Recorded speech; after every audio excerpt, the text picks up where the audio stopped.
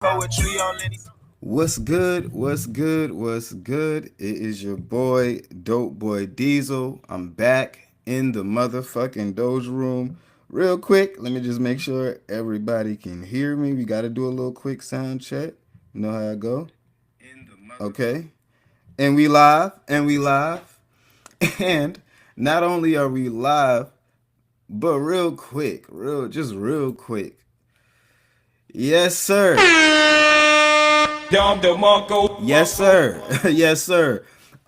We now really live and direct. You know what I'm saying? Your boy is in here. Welcome. It's your boy Dope Boy Diesel. Live. Okay, in direct. Here, you can see your boy. I'm in the Doge room right now. We gonna roll up. We gonna do what we do. But yes, we are in the Doja room. Yeah, it's your boy, Dope Boy Diesel. I thank everybody for joining in. I know everybody wants to step in, and you know what I'm saying. We got a special guest joining us for some exclusive content. Some exclusive content y'all gonna be getting. But first and foremost, to all my stoners, hippies, and hip hop enthusiasts, please roll up some of your best. Roll up some of your best, okay? Roll up some of your best. You can't see them, but like, you know what I'm saying? Like, roll up some of your best. It's time to sit down, kick your feet off. We're gonna get into the next day of this Diddy trial. Today, we have Kid Cudi taking the stand. And I even got word that what's the girl's name? Lawrence. I want to call her Lauren LaRosa so bad, but Nipsey Hussle's baby mama. You know what I'm saying? Lauren, it'll come to me. But she'll be joining the trial. It would seem, at some point during all of this as well.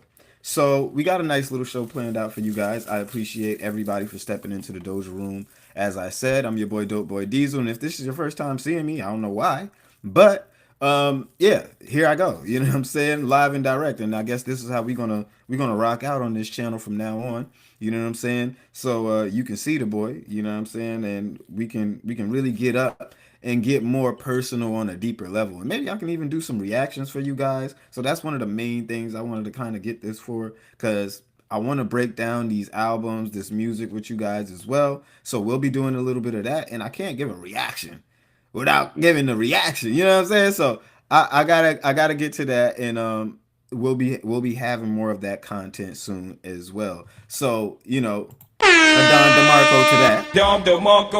Adon DeMarco to that. Yes, sir. We coming in full and direct today. Okay, full and direct. So I do, as I start off every morning. We do got a couple of topics to get through. Got to bust down the hot grabber first, real quick, and we're gonna roll a little something up, put it in the air. You know what I mean? Y'all already know how it goes. I hope everybody's morning is doing good. You know what I'm saying? If I can offer some words of encouragement, because everybody might not be having the best week or best they might be going through a hard time and shit like that. But just remember, you could always be Diddy right now, and you could be on trial. You know what I'm saying? So I mean, you could be getting, you know what I'm saying, you could have been having free calls, so niggas about to put you in jail for the rest of your life. I mean, you could have been in a Diddy situation. Okay, you could have been at a free off in the wrong place at the wrong time. Now they want you in jail too. You know what I'm saying? So it could have went anyway. But I hope everybody coming in here, this is the Diddy trial, okay? We are breaking down some Diddy shit. I hope you niggas are oiled up. Pause. I'm sorry, but it is a Diddy. I don't got no Johnson and Johnson, but I got the Dr. Teals, nigga. I got the Dr. Teals. Nigga, see it? I got the Dr. Teals. Get oiled up and get in here, all right? Get oiled up and get in here. Dr. Teals. We don't do the Johnson and Johnson over here. Dr. Teals, okay?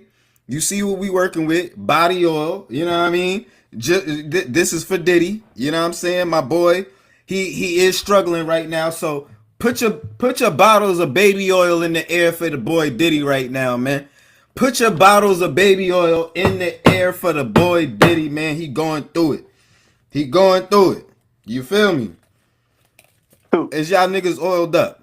Are y'all oiled up? Mike, is you oiled up? What's What's up, up? bro? Talk to me. Talk to me. Can you hear me? Yeah, I can hear you. Are you oiled up, Mike? This is we ready for the Diddy trial shit. Are you oiled up? Do you have your bottle of baby oil on deck right now? I'm just asking. I'm just asking. Baby oil on deck. This is the entry free fee to the Doja room today. This is for Diddy's baby oil fund. You feel me? We don't got no Johnson and Johnson, but we got the Dr. Teals. You feel me? It's for Diddy's baby oil fund. You feel me? So shout out to the boy Diddy. You know what I'm saying? Shout out to that young man. My boy Mike is fixing his sound real quick. So while he's doing that, we're gonna go ahead. Like I said, we gotta roll one up, put something in the air. And I'm not gonna lie. Okay, I would tell y'all what I'm smoking, but it's about 3 flavors in here. Okay, yes, I do mix my shit. I like it. I like that shit sometimes. Not all the time, but sometimes. And today I was just feeling a little mixy. You know what I'm saying? It's been a mixy week. This trial shit has been going on. Niggas been working hard. Been getting these details for you guys. Yesterday was a kind of a stagnant day. It was pretty slow. But I think we're gonna get back to more of what people came to see today. Kid Cudi is now has already arrived at trial, so we'll be expecting a testimony from him.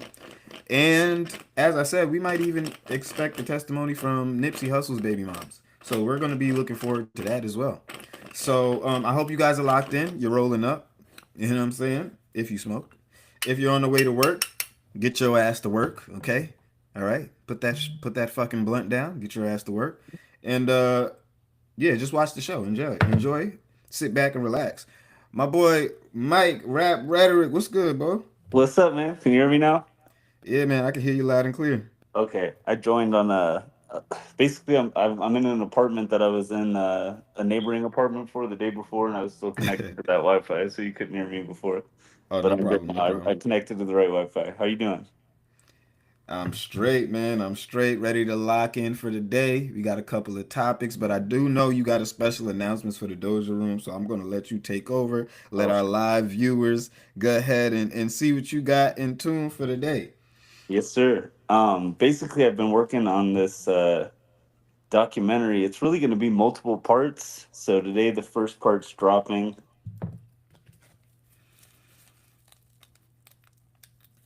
Oh shit, my boy dropped out. My boy popped out. You gonna let Good him? one. Oh, But there you go. yeah, it's going to focus a lot on the, you know, tumultuous history he's had with them. You probably know about it being a Drake fan, but Hmm. for the people that are a little less aware, I think it's going to shine some light onto why this lawsuit's going down because a lot of people are, carrying this false belief that he's just mad about the Kendrick battle and Hmm. suing because, he's salty about it. But this video, I think, is going to do a good job of disproving that narrative. And give me one Word. second, and I'll send you the link. I'm posting it Yeah, right now. throw the link in there for us. And while we're doing that, and we're getting the link in, because I believe you got a trailer for us, right? Yes, sir. Yeah, we're gonna get a sneak peek exclusive in the I'm Doja not gonna room. lie. Y'all go ahead if you're in here, go ahead and like this, like the live. If you're on YouTube, go ahead and hit us with a like, hit us with a share. If you're on X, hit us with a repost. Let's get this out to as many people as possible. All right, get locked in. I'm not gonna lie, it's gonna be a nice one today. It's gonna be a nice one today. We're gonna have a crazy trial. I think today we're gonna get some bombshell news. We're gonna get some bombshell shit coming on, and yeah, now we got some exclusive rap rhetoric content. God damn, like today know is it. already starting off strong. You know it. So while you're doing that, let me just because I had one thing. We gotta get to one thing because I think this is funny. The world is crumbling down around this woman, right? It's just crumbling down around this woman. I'm just eating the tears. I'm just eating the tears, nigga. I'm just eating them up. But I just think this is hilarious. So let me get to this real quick because it's just like, shorty, you really have to give it up. You know what I'm saying? You really have to let whatever grudge or whatever, whatever issues that you're having, you got to let them go. You feel me? Because I don't understand, but Megan Thee Stallion and Glorilla have unfollowed each other, seemingly, Yeah, all because Megan Thee Stallion, or I'm sorry, Glorilla posted uh uh I guess an Instagram story I with a saw that. caption, but the story was playing one of Tory Lane's songs, Yep. and for that, I'm guessing that um you know they're seeing Megan as a op now. They're not really. They're not. Everything ain't copacetic. Everybody's not really fucking with Meg to the level that these niggas like to. I don't know.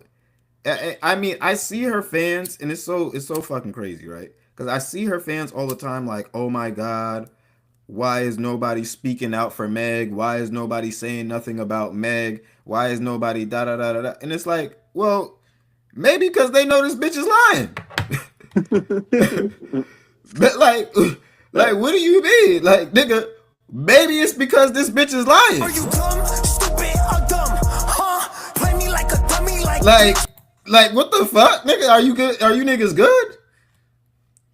Maybe the bitch she's just lying. Like, you know what I'm saying? Maybe niggas she's just not believable. Maybe niggas behind the scenes know a little bit more than we do. And, it is what it is. But maybe niggas just don't believe you, bitch. Like, maybe your story is just not believable. Like, come on. It is. Like, that's tough. Like, what are you talking about? Like, are you good? So I don't know. You know what I'm saying? I really don't know what is going on in Megan Thee Stallion and her fans' heads. I don't know what goes on, but the story is too inconsistent. It's all over the place. I mean, you didn't have a clean trial to begin with. I mean, there was, as I always say, we walked out with more questions than we walked in with, and it just doesn't make sense. It all doesn't make sense. We even got a quick update while you're doing that, but Yeah, just let me please. know whenever you're ready. Okay, But we almost do there. got another. What'd you say? Oh, I said almost there. Sorry. No problem. But we do have another quick update because it was seen Gianno Caldwell, who is also taken up and started looking into Tory Lane's case, has some details to share on Tommy Lauren's show. So let's get into a little bit of what they have to say. Twist. The Republicans are picking this up. They're not playing with this one. I don't know why, but it seems like the Republicans are picking this one up, and they're just like, and I think it's partly because they hate everything like people like what Megan Thee Stallion stand for, but they're definitely picking this shit up, and they're going crazy with it. So let's get into that real quick. So, if you're like me, you're probably wondering how the heck anyone, let alone a celebrity rapper, could actually be sent to serve actual time in California because, as we know, it's a very felon friendly location. Well, my guess Damn. is that since the victim is also a celebrity rapper, Megan the Stallion, there was a little more pressure and more eyes on the case. Either way, this is interesting for sure. Now, for her part, Megan the Stallion posted on social media that Lanes did it and also F the hate campaign on the internet. Eloquent as usual. Here to weigh in and help us make sense of Mhm. it all is Caldwell Institute for Public Safety founder and Fox News political analyst, Gianno Caldwell. All right, Gianno, I know you're very passionate about this. We heard, that possibly he could be exonerated here. I want you to give my audience what they don't know and your analysis of actually what went down. Well, first and foremost, thank you for having me. And I got to tell you, I've been involved in looking into this case for almost about 6 months exactly now. It was brought to me by a board member, Diana London, with the Caldwell Institute for Public Safety, who regularly says she believed Tory Lanez was innocent. And as I looked through the case and I noticed a number of irregularities in the case, I began to come to that same conclusion that this was an innocent person. Let me take you back to the very beginning. First and foremost, we got a George Soros funded prosecutor named George Gascon who was prosecuting this case. He was at the time coming off of his second recall attempt. He was in severe trouble as he had lost support in numerous demographics, key demographics to his electoral success, including black women. And he needed to do whatever he could to possibly win this election. I believe if Jesus Christ was Tory Lane's attorney, Tory Lanez would have still lost his case no God matter damn. what. Tory's attorneys have alleged. Bro, that nigga said he don't give a fuck if Jesus Christ was his attorney. The nigga was gonna lose. That nigga is telling you niggas the facts. He looked at the facts. He looked at the facts of the case. And when he looked at the facts of the case independently, remember, these are people going out of their way. This case has been going on or this incident and case and whole kerfuffle has been going on for the past, I don't know, 3-4 years. This shit 6 months ago. Tory's been locked up for what, 2 years now? So, or a year and a half or some shit like that. So, for these people to just be hopping on and they're lending these fresh eyes to the case and they're looking at this shit from a fresh perspective. It's like if they're sitting here saying, well, goddamn, if Jesus was his lawyer, he wouldn't have won. It didn't matter what he did. With as much tampering and as much backdoor deals, as much shit going on behind the scenes, there was no way for Tory Lanez to lose. I mean, for Tory Lanez to win. This is what he's telling you. Prosecutorial misconduct, suppressing of evidence, exculpatory evidence being withheld. And I believe them based on the facts. Let me take you to Kelsey Harris, who was in the car, because there was 4 people in the car that night. Tory's bodyguard, Kelsey Harris, Megan Pete, also known as Megan Thee Stallion, and then Tory himself.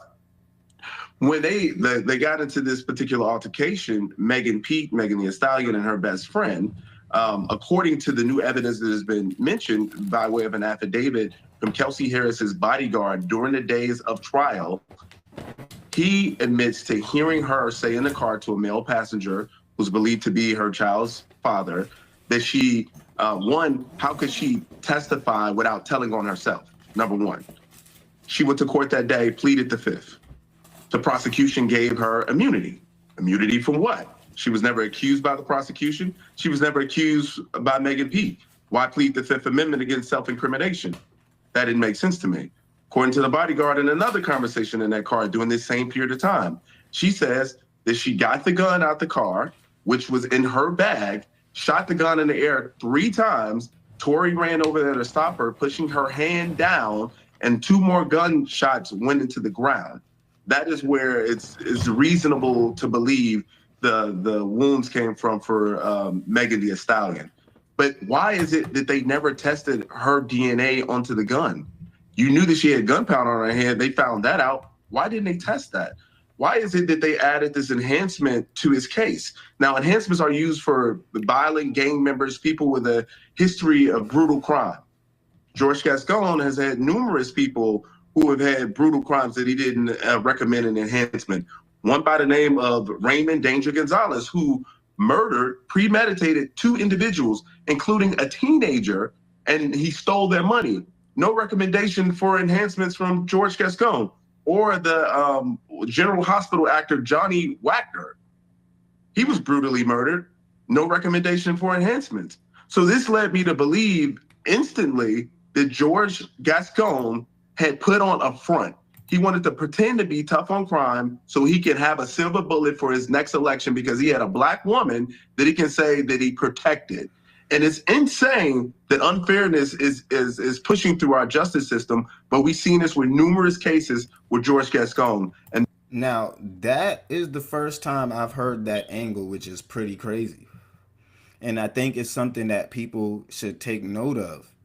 Now, just to break down what he's saying, I think he said George Gascon. This is a guy who his whole fan base, his whole voter base is mostly colored black women. So he is not going to turn on his voter base.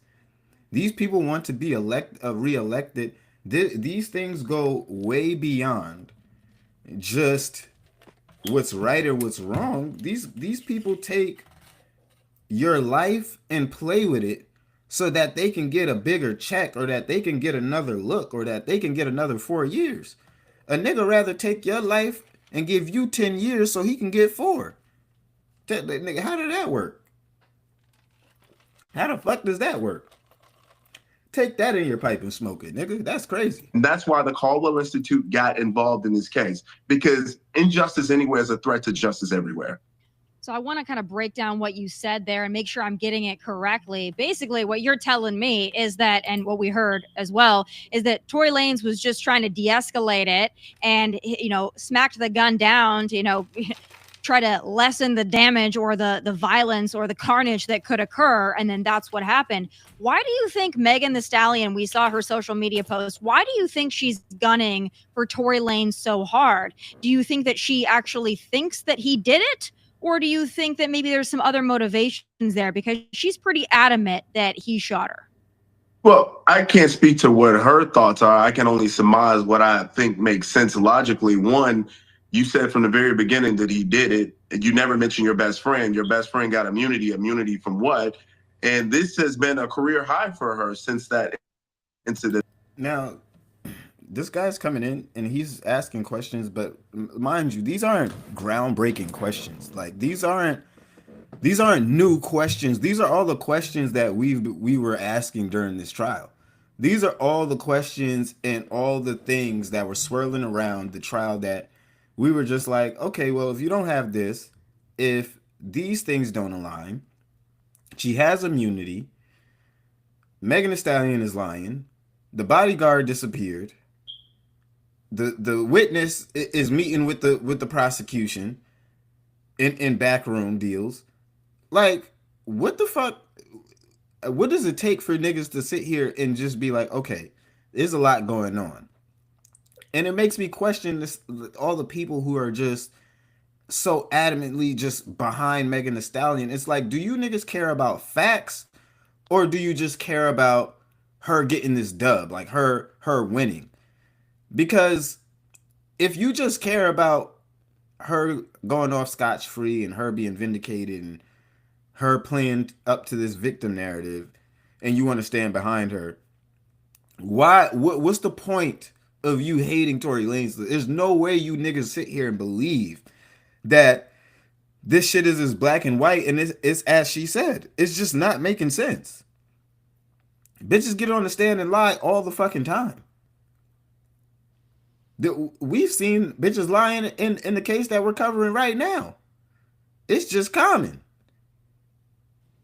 But we can't sit here and act like this woman is just beyond all of this criticism. She's beyond us stopping and asking questions and being like, okay, well, what's going on here? You know what I'm saying? Like, what?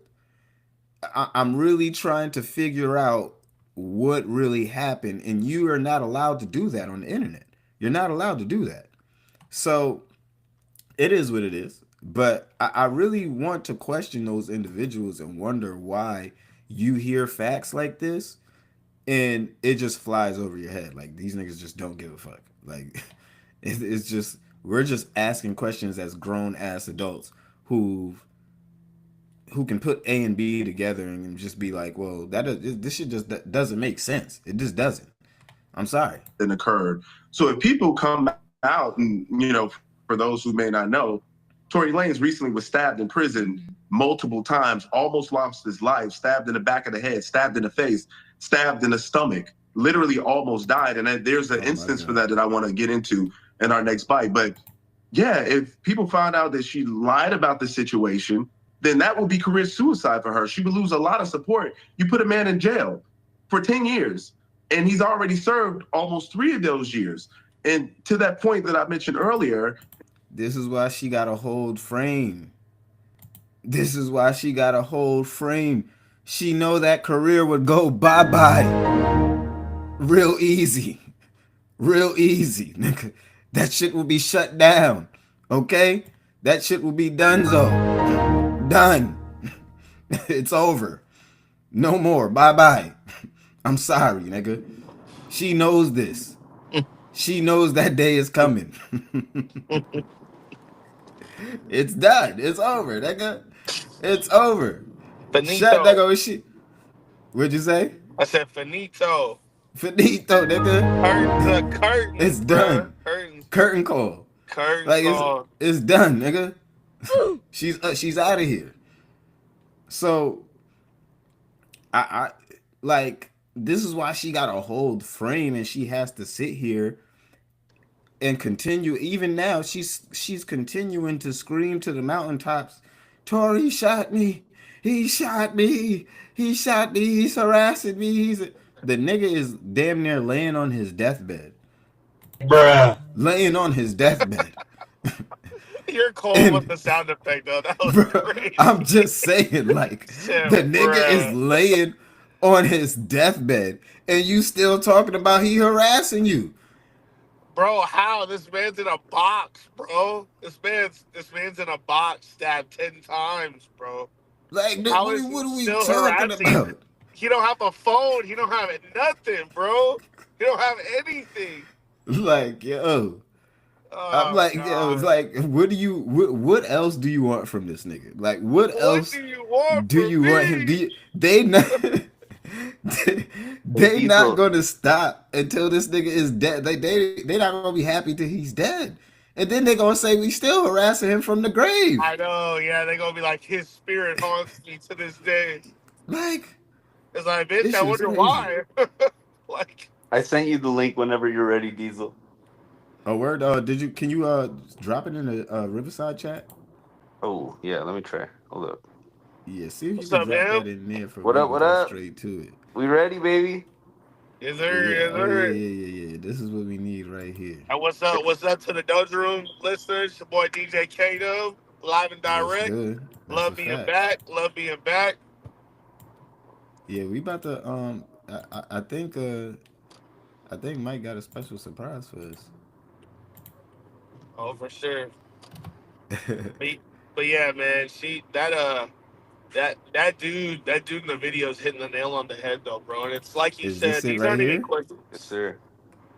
Okay. All right, all right, all right, all right, all right. You got so all right. So fill us in. I know you got. I don't know if you want to read from what you got right here or if you want to just intro, but yeah, like set the mood real quick. You All right, feel me? right, right, right. Like let us know what's going on, So Spice it this is up. this is and gonna let be us a know what we little. got to look forward to as well.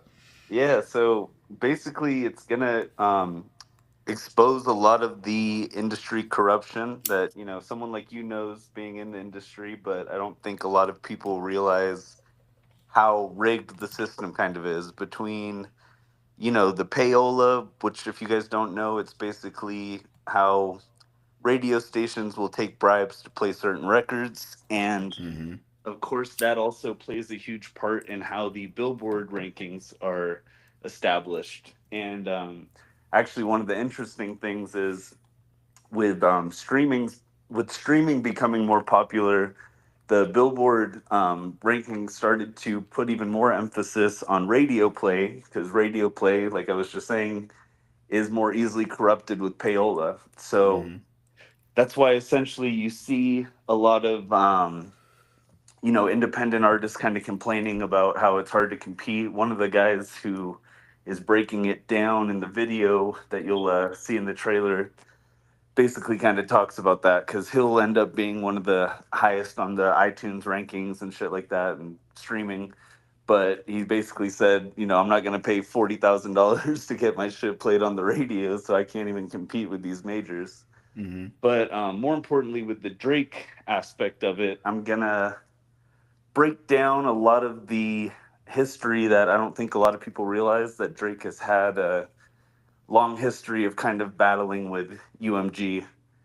Mm-hmm. Facts. And Yeah. essentially, you know, I don't want to reveal too much right out of the gate, but I think there's a lot of evidence that Drake knew that this was going to go down the way it is. And what I mean by that is the more or less unfair promotion that Kendrick got in that battle. And the lawsuit even talks about how he thinks they, yeah, exactly. You know the Damn. term shadow ban? Hell yeah. Yeah. Okay, yeah. So basically, it's like certain people that become pariahs are more or less shadow banned, which basically means that the Matrix, so to speak, as you can see our boy Neo on the screen right there, the powers that be will essentially try to drown out certain people, make them hard to find on your algorithm, things like that, because maybe you've pissed off the wrong people, like Lucian Grain or something. I don't know. So that's what this is gonna break down in very precise detail, and I think it's gonna have a lot of information that even a lot of the hardcore Drake fans aren't aware of. But I think even more importantly for the hardcore fans that have looked into this and studied this, it's going to be one of the best kind of aggregations of all of that information. And so I think it'll be exciting for everybody from the beginners to the, expert expert music Facts. and Drake fans. So I'm really excited. I put hundreds of hours of work into it, been working on it for months. So this is definitely going to be a special video for me. And I felt like it was something that needed to be broken down because so many people have this misconception that Drake's just crying and mad about the Kendrick beef. And I tackle that subject too. But yeah, I think that'll set us off, man. The trailer will say even more than I can right now. So I'm excited. Word, word, word. And what's the video called? It's going to be called Drake's Real Red Button, or maybe Drake's Real Red Okay. Button Revealed. All right. So Yeah. yes, sir. Yes, indeed. This is I don't want to spoil that Drake's either, but you'll, real red button. This is yeah. the trailer by Rap Rhetoric. We about to get it. Let's do this shit, man. I'm ready. I'm ready. Let's get it. Just solved the biggest mystery remaining in the Kendrick and Drake beef, and surprisingly, I found the answer watching the DJ Head and Maul debate. That's because Maul subtly revealed Drake's intentions during the battle that nobody noticed. And if people understand those intentions, it's not just going to reshape the way we think about the battle, but also the legal case he has pending against UMG in a monumental way. And I know this is going to be a big, bold claim to make, but I think I've got the evidence to back it up. So, what's this mystery? Is it the real red button, or maybe the reason he chose the name Plot Twist for his IG burner? Or am I here to reveal the real reason he's willing to sue UMG despite all of the backlash he's faced? So UMG filed another motion to dismiss, claiming the lawsuit Drake. As hypocritical. But at this point, is it? I mean, since Drake riding this shit out, is it that maybe Drake is kind of in a roundabout way sticking up for the culture in a roundabout way? Is that kind of what he may be? From what I hear, he is. Gotcha. I haven't got a back end. That means when you turn in an album, they give you payment. I haven't got a back end since 2017, 18. The record label just folded all of its independent labels and subsidiaries into each other, which means how none of them exist no more. They fired all the heads of the labels, and if they didn't, they turned them into glorified A&Rs. They cut off 50% of the people who work in all these departments. Most of those people is us, people of color that come from hip hop and R&B and these other things, right? Apparently Drake was in a contract negotiation with UMG at the time. Mm-hmm. He had just delivered, I think, on his last contract, which was like $400 million. Yeah. And now he's re-up and he's like, how do I get a $600 million contract? Or whatever. Yeah. And UMG, I think, was basically like, we don't want to give you even 400. We want to give you less. Yeah. So I think he's alleging that they boosted this Not Like Us song so that it could hurt Drake's stock so that they would have a better negotiation for his upcoming album. Drake is about to get the biggest bag in the history of the music business by far. He should. Because, well, A, he should, and B, they don't want that to happen. Because the day that happens, you might as well close the business down. And in fact, if you look at a lot of the machinations of the music business over the last 20 years, especially with the rise of the internet, it's to keep people in the system. Yes. They don't want true independence. Look no further than the deals that the record labels cut with the streaming services. They got into ownership equity deals with the streaming services. In an arrangement for them to have an equity position, they agreed to very low rates for the artist's music. But as Spotify and the other streaming services raise up in their equity position, the labels benefit. So the labels pimped out their own artist. You struggle to get the contract, and then the contract is sort of, you know, the indentured servitude type of thing. Our first contract was 7 albums, essentially 14 years. And if you look at the shelf life of most artists, it's 4 to... Yeah. If you get success and you have leverage, they'll get out of your way because you're making them a lot of money. But the minute you're not making them as much money, then they step in and they start playing these Jedi mind tricks on you. Yeah, you're in the room, but, you know, we're the arbiter of whether you can stay in the room. If you actually survive the cut, you're successful, you're a name, and now you're in a place to either renegotiate or your deal is up or whatever. I once had a conversation with a very powerful music executive, and I said, and I was friends with the guy, so I was like, give me the insider psychology here. What do you tell people like me when they get here? And he says, oh, it's just, there's always a price. So they know that even if you get through the matrix of the whole thing and get out the other side, that there's just a dollar amount that will buy you back in. Whoa. They're not worried that you'll go independent. The question is, what happens when someone feels so scorned that there is no longer a price, especially if the rumors are true and he's already a billionaire? Drake elimination, fake intimidation. So Drake starts off here right out the gate referencing Kanye from an interview when he talked about the group effort to eliminate Drake. You know, everybody was very, very excited about the elimination of Drake. Not excited, we was energized. Now, Drake could also be alluding to his ongoing issues with UMG, as according to him, they conspired to eliminate him as well. I believe Drake sees UMG as the real enemy, like that's his biggest enemy. You Neo in the Matrix, these niggas just Nemo in the ocean. Small fish making kids feel emotion. Drake compares himself to Neo from the Matrix, which is a layered line, because according to his lawsuit, he was up against much bigger forces than just Kendrick. Neo was just a regular guy living as a regular person within the Matrix, which is a fake world created by machines to control humans.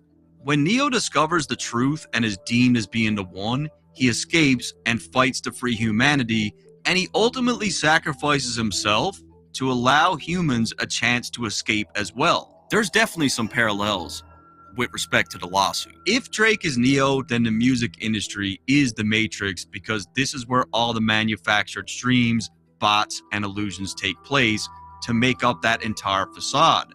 Just like Neo, Drake was once a regular guy who signed a record deal, and he lived inside the system, ignorant to the fact that everything was fabricated. Just like most of the people living in the Matrix, artists signed to these labels are not in control and are often completely unaware of what's even taking place. You know, I got into the music industry and thought that when you have a song that's number one, that it just goes magically because your song's good. It's paid. Like, payola is not supposed to be like a thing, but it's real. Like, I had to pay a lot of money to get my record to number one. And I started looking at the music industry differently, and all of my peers, I started focusing more on equity. Right? MRC data is what people use in the music industry dating back to the 90s to keep track of album sales. MRC data, that was third party, that was independent, that was owned by Nielsen, and Nielsen ratings is what people pay attention to when they want to put their advertising dollars into it. We had it for music and sales data. It kept kind of a checks and balances system. Then in December 2019, Nielsen sold their music data business, MRC, to Eldridge. Now, what does Eldridge own? They own the Billboard charts. So now the company who owns the Billboard charts owns the company that reports the data to the Billboard charts. And these Billboard charts are factored into people's contracts for financial incentives, so why people get trophies, why they get plaques. It can cause your show money to go up. You go number one on Billboard because the perception is they are the number one most objective chart. You can change your life. Who's checking them? Where's the checks and balances? There ain't none. They can report whatever the hell they want, which is why once streaming picked up, they started changing the formula where it can aid in them. See, it should just be simple, but it's not like that. You know something they still include on the Billboard charts? Radio spins. No one gets spun on the radio for free. So you have to go to a radio promoter, pay him $20,000. He goes to the radio, gives them whatever they need, and they spin your record, and that counts as objective metric spins to help you go up the charts. How much fucking sense does that make? Who listens to the radio anymore? In the case of Drake, if anyone knows how this machine really works, it's probably him. So calling himself the one actually kind of makes sense.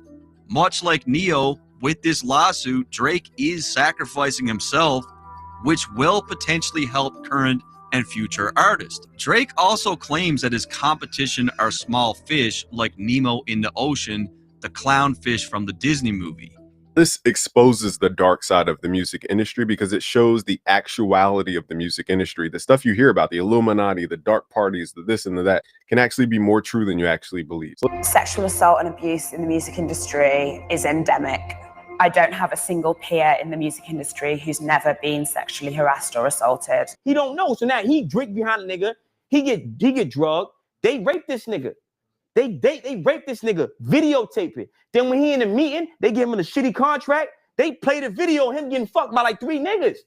He ain't never been doing shit like that, so he like, man, what? Fuck it, I'm just gonna sign. And you gonna give me money? So rather than get that story put out, he gonna sign that bad contract, which is the 360 deal. Traditionally, an advance was only recoupable from an artist's share of the music sales. But as record labels began to lose revenue from declining physical album sales and online piracy, they began offering artists 360 deals. A 360 deal allows the label to recoup that advance from the artist not only from music sales and streaming revenue, but also from all other streams of income for the artist. The industry is designed to rip off an artist. That's what I believe. I believe that when the check gets handed to an artist, the check is normally not right. Hopefully this can open some eyes and people realize that the industry Drake seems to be fighting are not the good guys. And they are definitely not too morally righteous to sabotage one of their artists like they want you to believe. 6 to 800 million. And Universal is like, listen, bro, right, you're asking for more favorable terms. You don't want the 360. We're not giving you no 6 to 800 million, bro. On those terms, no. Well, Drake said, well, I'm gonna just walk and go to a label who's gonna give it to me. And Universal said, oh, so you think. Universal got their most vicious dog and sought him out on Drake. So Kendrick Lamar, Metro Boomin, Future, they all came together to take down Drake, and Kendrick Lamar had the venom needed to really poison Drake and shake him at the knees, and that's what he did. And not only did Kendrick Lamar have the poison, but Universal backed that record with everything they have. Universal went ahead and made sure that Not Like Us was the biggest hit ever because they wanted to get back at Drake. And that's why Drake is suing, because Universal has been trying to extort him for the last decade. Because whenever he wants to leave, they back somebody to come out, attack him, make a diss track about him, slander him, and pretty much give him a black mark on his reputation and his career, forcing him to re-sign a record deal because he feels like he can't live without it. This time around, Drake is not going for it. But y'all let me know in the comment section, what do you guys think, man? Yeah, and damn, bro, that shit is. I'm not gonna lie. A lot of this shit is gonna have niggas thinking and putting the pieces together with this one, but and in the way everything is put together, I really feel like it's gonna shut down a lot of you niggas' talking points because there's nothing you can say when you see that so many people who are really in the industry, how they look at it and how this beef and this battle is being talked about behind closed doors versus on Twitter. It's a completely different conversation. So I'm glad you're bringing that shit to the forefront. Elaborate on that, man. Now you got me hooked. I'm ready for some more information.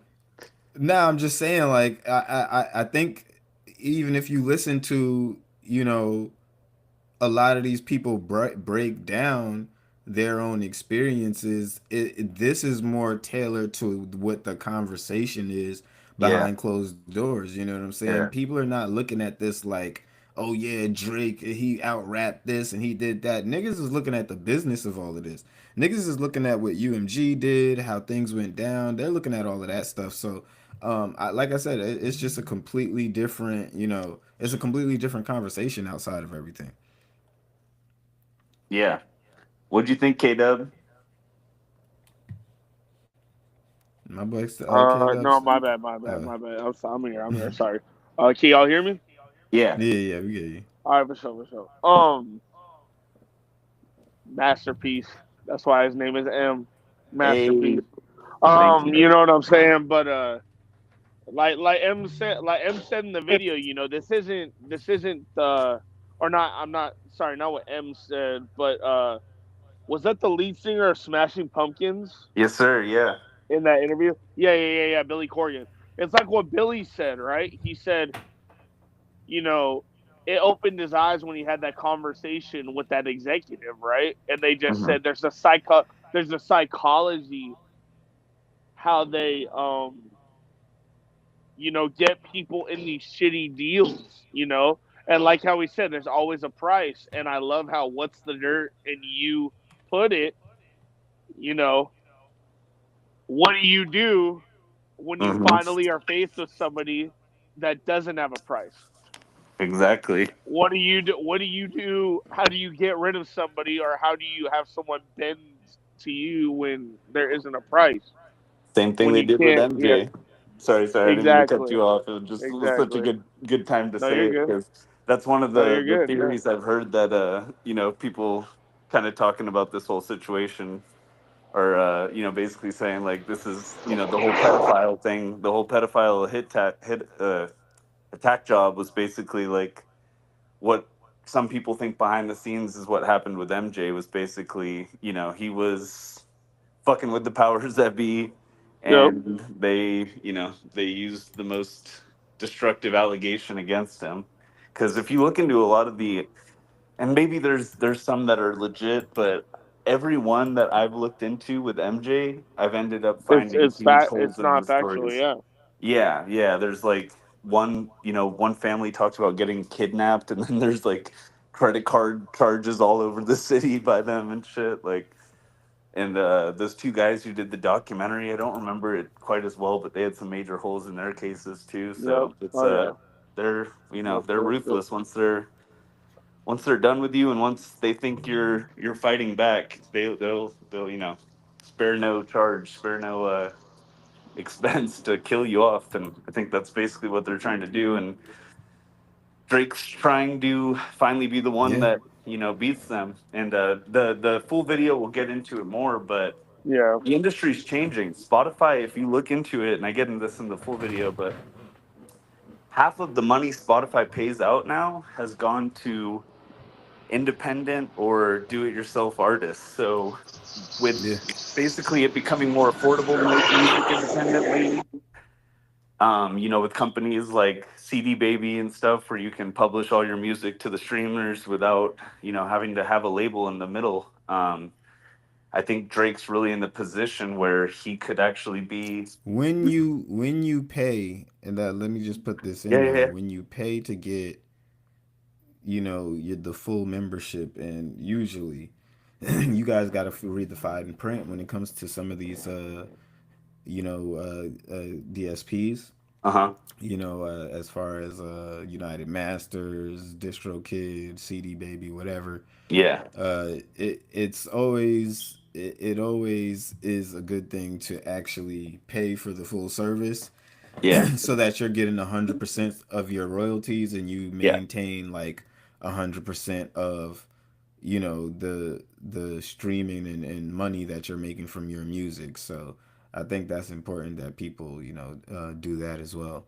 Instead of getting like And by the the way, let me throw cheaper your version. page up here so these people will know where to Yeah, yeah. go, and It's they can just continue to rap. follow you and be updated whenever you do drop the full videos. So yeah, go ahead and Yeah, hit I'm my gonna do it in a boy up. couple hours. It's just rap_rhetoric, RHETORIC. Yeah, and the But YouTube yeah, I'm link is gonna in the post that in a couple description. hours. Very excited. So I got another thing, Yeah, something talk to me. that has happened a little earlier, okay? Uh-oh. Because somebody is I guess they've come to a moment of clarity. It seems Kanye West, he Uh-oh. says, Not "I'm yet. done with anti-Semitism" four I saw hours that. ago. I saw And he that. says, "I love all people." He said, "God forgive me for the pain Oh, I've caused. oh. I forgive those who cause me pain." He says, "Thank you, God. I simply got a FaceTime from my kids, and I want to save the world again." He said, "The This is earth King Part itself." 2 on the way. Yeah, yeah. He's His back kids to go called him Jesus and told him to back. calm his ass down. He said, "The earth itself is God's kingdom. God calls for peace. Share peace." Look, I mean, personally, I feel like, what's wrong with you niggas? Y'all didn't know how to control Kanye. Y'all should have been had like y'all should have just been had the kids call him to calm this nigga down. He would have been just like, you know what I'm saying? He'd have been docile. He'd have been straight. You feel me? It didn't even take all of that. Like, what did it take these niggas so long to just have the kids call him, and he would have just been like, okay, all right, I'm good. All right, I'm gonna calm down. Like that. That's all it took. You know That's when all I it took. realized.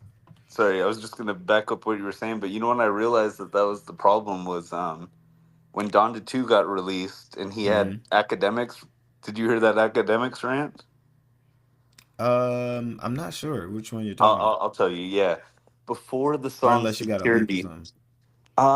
I can just restate it pretty Uh, simply. It wasn't too long, but before the part on the song "Security," academics is basically like it's pretty fucked up to be honest. He basically is like Kim or like Kardashians, whatever. He's like, y'all need to stop controlling this black man's child with your oh yeah, white I see. Yeah, human yeah, yeah, demonic yeah. The one that ways. he the one that he included into Yeah. into the album. Yeah, okay. Donda 2, yeah, it's Yeah, security. If you guys want to listen to it, yeah, it's yeah, the yeah, yeah. I know what security. you're talking But about. yeah, I was like, oh, that's what he's It's not a fucking bad mad album. about. No, it's great, man. I loved it. But yeah, he was like, that's what or that triggered in my mind. I was like, oh, that's what's going on. That's why he's so mad right now. He's got more custody issues with Kim. Yeah, I think he is. I don't know if do you guys believe him? I think he's a long way from coming back from the dark place that he was in. But do you guys you guys take his word for it or what? Honestly, I kind of do, but I could just be being naive. But I don't know. That sounds pretty pure. And I Y'all think think Kanye's done with the bullshit? I don't think he would go that public with it.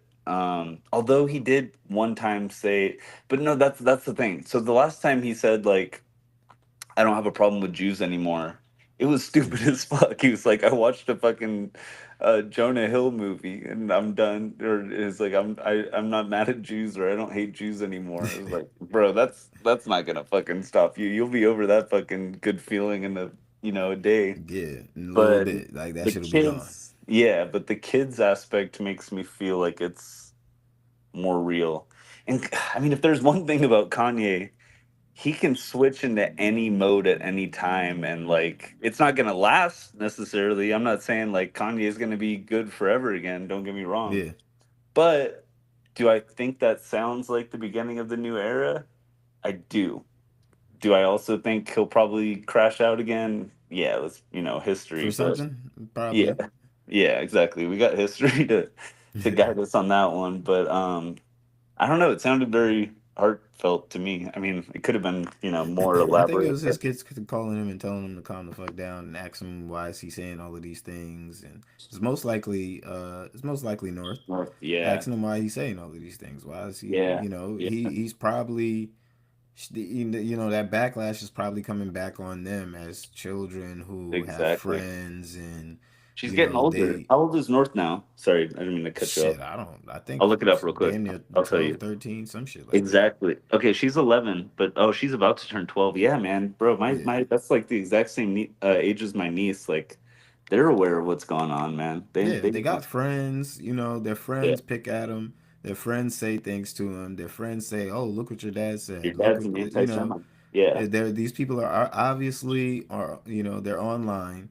yeah, Even his son, he's online. He's aware. Even with the meme about Kamala Harris, like the boy's smart. Like yeah, what I'm saying. They know what they're doing. They're aware of the online world and what's going on. It's not like they're being sheltered and being shut out from it. So yep, I can imagine it's pretty weird for them. It can be pretty like okay, like this shit is coming back on us now, and it's a lot. yeah. And Well, I mean, dad is talking about mom, and yeah. it could probably be a lot.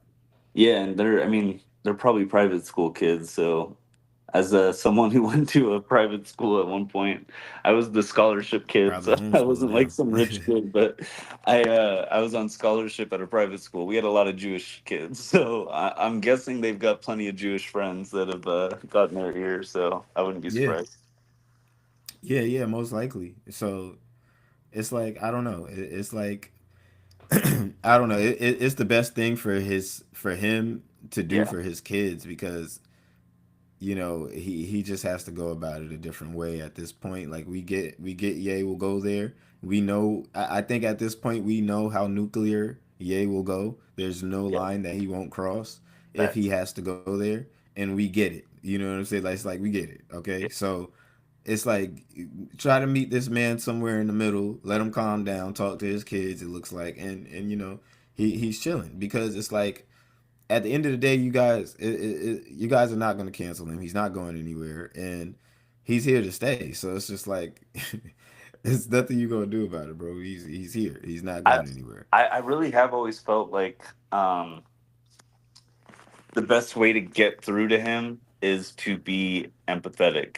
You know, Yeah. even as hard as it is with how crazy he gets, but like I think you have to realize, like, yeah, as nasty and kind of ugly and hard to stomach, someone being anti-Semitic or racist or wearing a fucking KKK outfit is, he's probably dealt with a lot of, you know, predatory behavior from Jewish executives. And no, he shouldn't paint the whole group along with those bad actors, but it's also hard for people not to, you know, like people have bad experiences with a certain group and sometimes they start to think that whole group's going to be that way, and it's, you know, it's Yeah. silly and it sucks, but I think you have to be a little bit empathetic to what they've gone through and not just demonize them, even if they make it hard not to demonize them, you know.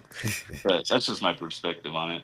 Yeah, yeah, it's a way you gotta approach Kanye. I was talking to somebody about this earlier. You know, you gotta know how to approach certain people, and everybody is not the type of person to just be approached like you Yeah. do casually with everyone else. You know what I'm saying? Or in a demanding or condescending way, Yeah. or some people are just not going to respond well to certain things. You know what I'm saying? Right. And me being a very blunt person, that's something I had to learn too, because I'm just like, look, Yeah. I'm the type of person who's like, man, I'm gonna tell you, I don't give a damn. I'm just gonna rip the fucking band-aid off. I don't give a shit. Yeah. So, and everybody else is not necessarily like that. You know what I'm saying? Some people, especially females and things like that, they're way more delicate. And with him having daughters and shit like that, they're not necessarily, that's probably not stuff that they hear all day. And they're not necessarily around that kind of talk. Or so to hear their father going off, like literally 72 hours, going crazy. Yeah, that shit can get tough. Yeah, that shit can get tough for him. I can only imagine. So, but yeah, And probably we got hearing, some. if we're right and he did, sorry, last little thing on it, but No, no, go if ahead. if we're right and he did hear that from his kids, he's going to be a lot more receptive than Yeah, hearing from some, you know, person yelling at him and telling him how wrong he is. Because, you know, Kanye, we've talked about this once before, actually, funny enough, was, you know, with Kanye, if you tell him wrong, it only makes him want to double down. You know, if you tell him right. he's wrong or being evil or an asshole or whatever, it just makes him want to double down. So I feel like Mm-hmm. hearing it from his kid is going to be a lot more effective. You know, he's going to be a lot more open minded because he knows his kids love him. He knows his kids aren't trying to demonize him. Right. And honestly, his kids might be the only people on earth that he does have that trust with. He said, "I don't trust anyone." Like I've heard him in interviews say that. Because oh yeah, it was the Lex Friedman interview when he was going on this Jewish rant, and Lex was saying something about like, "Oh, you don't trust me," and he was like, "Trust you? I don't trust anyone." And that's like that was a kind of Nigga like eye that for opening. what? Yeah, exactly. So I think his kids are probably the four people on Earth he actually like really trusts. So Actually hearing it trust from and that them, can actually come in, come behind exactly. that barrier, break that barrier down, and Yeah, talk to him. exactly. Yeah, And like I said, I don't know why that wasn't a tactic that was used earlier. facts. And women got to really stop. Really got to stop. Keeping these kids away from their fathers and shit like that. You know what I'm saying? Fact. Talking about you getting threatened with 50-50 parentship and shit like that. Like, bitch, what is you talking about? Like, some of these women just be going crazy. Like, just give these niggas their kids if they want to take care of their kids. It's Yeah, just that simple. Just give these niggas they goddamn kids. and like I'll And play maybe these devil's niggas will calm advocate. down.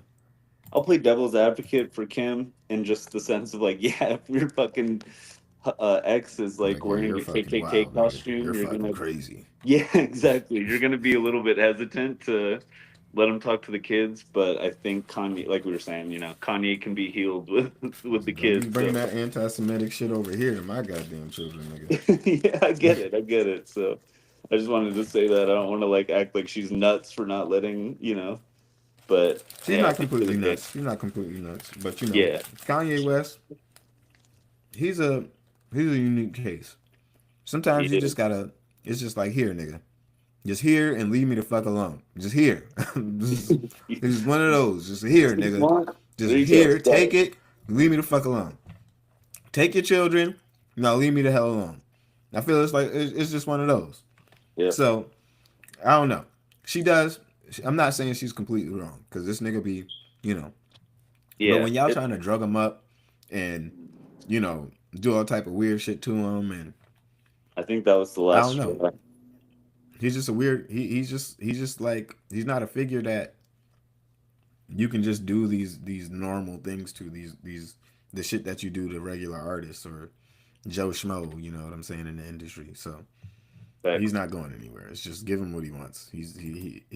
He's holding all of us hostage. Please just make him stop. Just Get give the her man on the his children.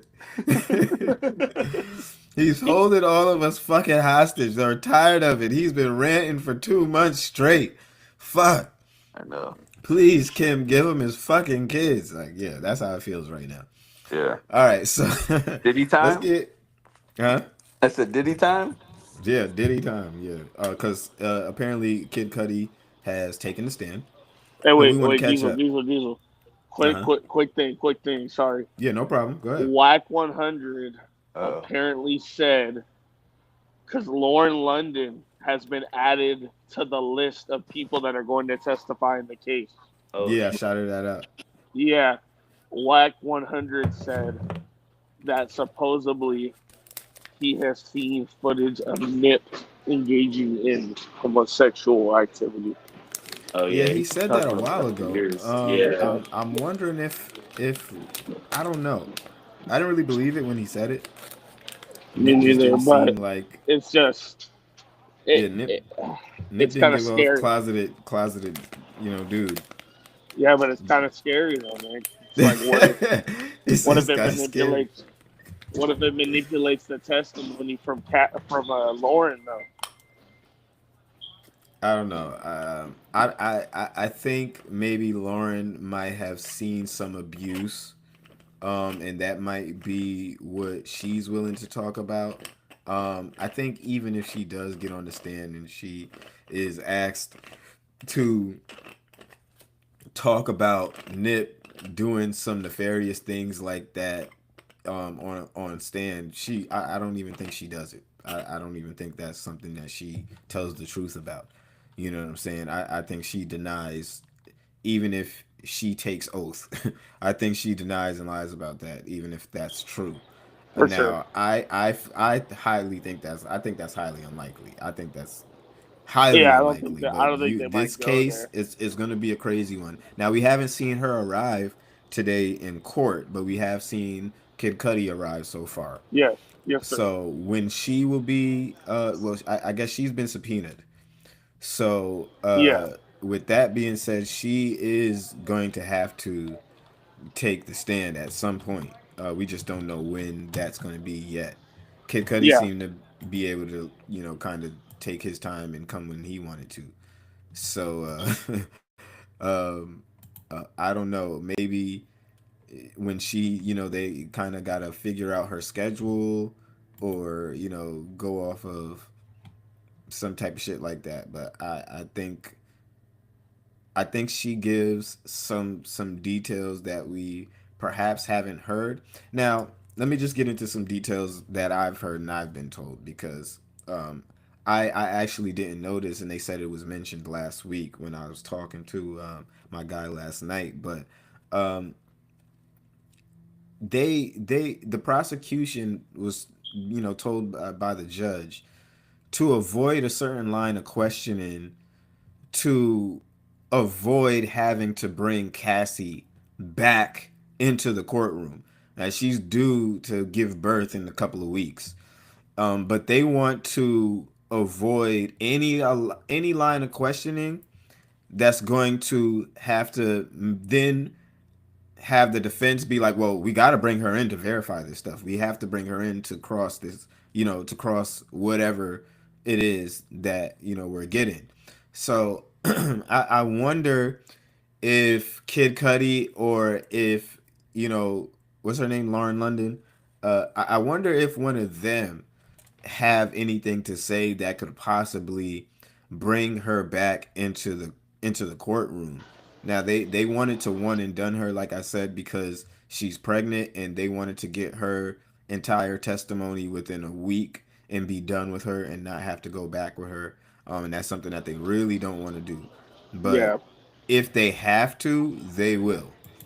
So Yeah, D's quick yeah. question. Do you think that that's likely going to happen? Like, the more I see the tricks that the defense is trying to play, I think that they don't give a shit at this point. I think they're trying to make it as uncomfortable for her as possible. Um Diddy's team, I think they're trying to. I think what the prosecution wants to do is bring Lauren in lieu of bringing Cassie back, like you said. But what if the defense's whole plan is to bring Cassie back? So under, pressure, all this stuff, she's pregnant, all this. What if that's the play? Is to get her to slip up because she's under all this stress, you know? yeah, I don't it that I mean that kind of is the play. You can kind of see that they wanted to basically like just kill her credibility completely when she Exactly. was testifying, and that's why we seen them bring up things. They treated her with kid gloves. They treated her way differently than the girl that they had in Dirty Money, and Danity Kane. So the way they went at Cassie versus the way they went at her, it should just tell you that yeah, they realize that they have to treat her with kid gloves. She's pregnant, and they can't necessarily just go at her like they really want to, but they're still going to poke those holes, and they're still going to like, all right, well, why did you text him if he supposedly, graped you here and did this here? Then why did you then go back and do this and do that? So, which leads me to what we're going to see here today before we get into Kid Cudi, because we're going to get into Kid Cudi's testimony. Obviously, we're going to pick up where we left off yesterday first, where they're still questioning Dr. Hughes. Now, this particular day in court, um, it was pretty uneventful. That's why, the as far as the details that I had to report were, they were, it wasn't too much going on. The jury there, I got told like one lady on the jury, she was kind of nodding off a little bit. Um, it was just kind of slow, but and Diddy's team and really everybody, you can see everybody, it said that they were just looking real tired and spent. Like the trial is really starting to weigh on niggas. Like, you know what I'm saying? Yeah. Like Yep. Yep. they're Yep. they're really getting into that point to where it's like grueling. Diddy's team already said that they are staying up to like 3 a.m. Half of the time, and probably on rotations or whatever. I think Exactly. he bought in a 10th lawyer. I think I forgot exactly whose husband, but there's one lawyer who brought in their husband to also come in and help. Maybe to, I guess, maybe to tag them in, take shifts, and really tackle this shit. But Diddy has 10 lawyers really on some dream team shit, who are all 10 of them. They're looking spent right now. Okay, but they're doing their damnedest to give Diddy a fighting chance. Um, and a lot of what we're seeing with the doctor here is really her just giving her testimony, and this is what she kind of does professionally. And you'll see through the questioning what they really want to frame is, okay, you're this person who, you come in and you go from courtroom to courtroom, and this is basically half of your income is coming into these cases, and given this template testimony, this cookie cutter testimony, copy and paste, and you don't necessarily know any of the details of the trial. You don't necessarily know what Cassie is saying. You don't necessarily know what Diddy is saying. And their whole point in questioning this woman is, you don't know the facts of the case, and nobody has really been assessed. Nobody's really been evaluated. So how can you give this, cookie cutter evaluation when you're really not privy to what's going on in this case? So I'm guessing, like I said, the prosecution brought her up, but we're gonna see how Diddy, like I said, I kind of outlined it, but we're gonna see how team goes at her and kind of tries to pick her apart. Okay, and this is picking up from yesterday, where we left off, and let me just make sure we're at the right spot. Okay.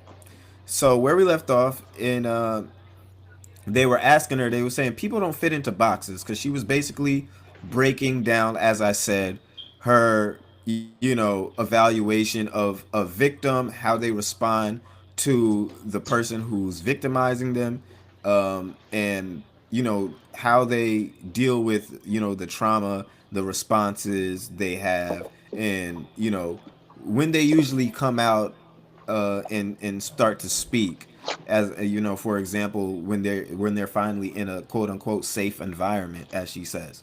So she goes through all of that, and then they pick back up and they ask her, they say, so people don't fit into boxes, right? And then she says there are categories. They ask, but you have to listen to particular individuals, right? She says, I'm not divorced from my training. That's when you do forensic work, you want a lot of sources of information, right? She says, if it's relevant. They said, you look at police reports, witness reports, and the like, correct? She said, correct. They said, you're familiar with men malingering. Malingering, I'm sorry. I don't know what the fuck malingering is. But she says, I am. They said, people can fabricate emotional responses, correct? She said they can. Mr. Bach, should should we break here? They said, I don't have a good cliffhanger. That's what he said. Okay. Then they come back. Let me just get where they come back. During the break, it says they bring George Kaplan to invoke his Fifth Amendment. Okay, so this is where we have a witness invoke their fifth yesterday, and basically, just bow out. Like, I plead the fifth, nigga. I'm not saying shit. Okay. So they said, welcome. They said, did you receive a subpoena? He said, yes. They said, do you intend not to answer? He said, on the Fifth Amendment grounds. He said, yes. They said, Your Honor, please sign the immunity order. And they says, has he read it? He says, no. He said, read it first. So he signed an immunity order.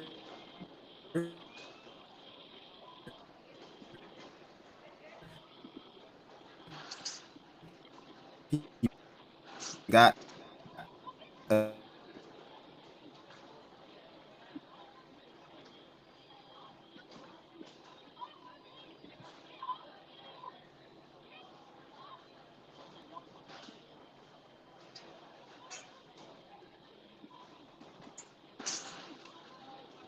from Mr. Combs is ambiguous.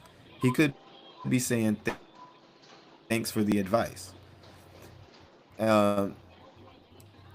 Get up after Dr. Hughes. Please get her back on the stand.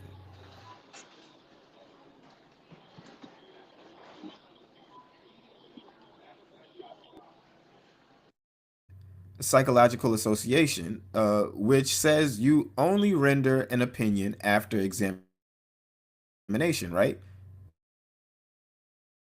This is a different role. Oh no, she continues. She says,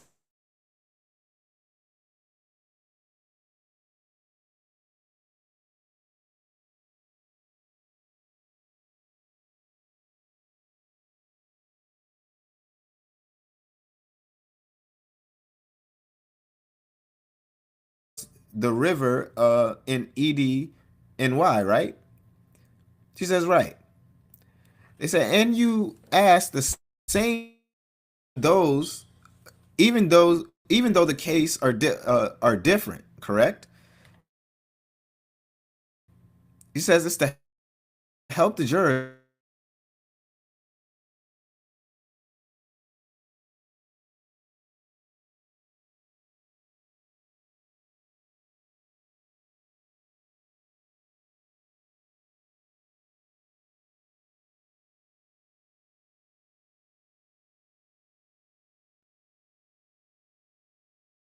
lawyers come back and they say people might go to a civil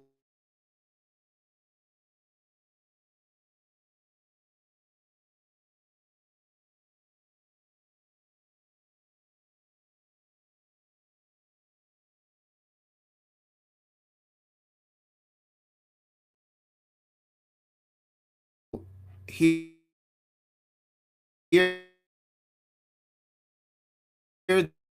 they that this want to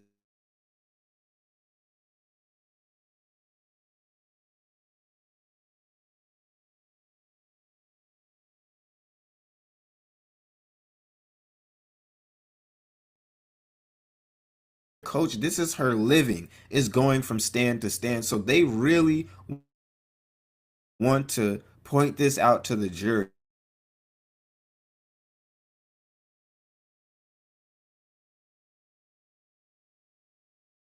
That sidebar, and they said during the sidebar, an exhibit from the sidebar from Star Island raid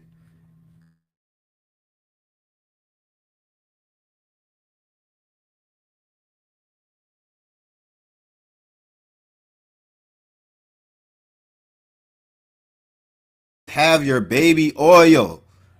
Do you have your baby oil? Did you niggas come in with the baby oil? I got Dr. Teal's, nigga. Where's the baby oil fund? I mean, yeah, Diddy's in there real dry right now, nigga. Come donate something to this nigga, okay? He needs you. He needs you right now. He needs you. I need you. Everybody needs you because he's in there dry. Did you see how much? Did you see how much Astroglide was in there? Did you see how much baby oil was in there? Okay, he needs help.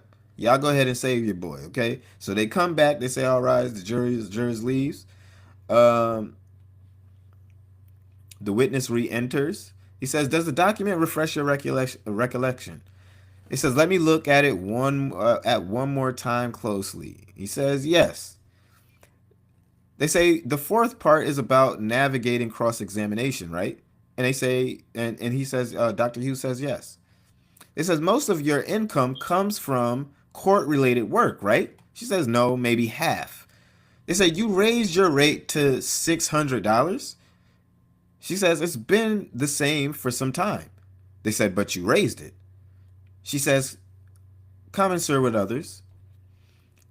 Uh, they come back and they say you've been retained hundreds of times, but you've never come into court and testified in defense of a man accused of a sex crime. She says that's correct. I don't evaluate offenders. Ooh, ooh. Now can that be taken as some sexist shit?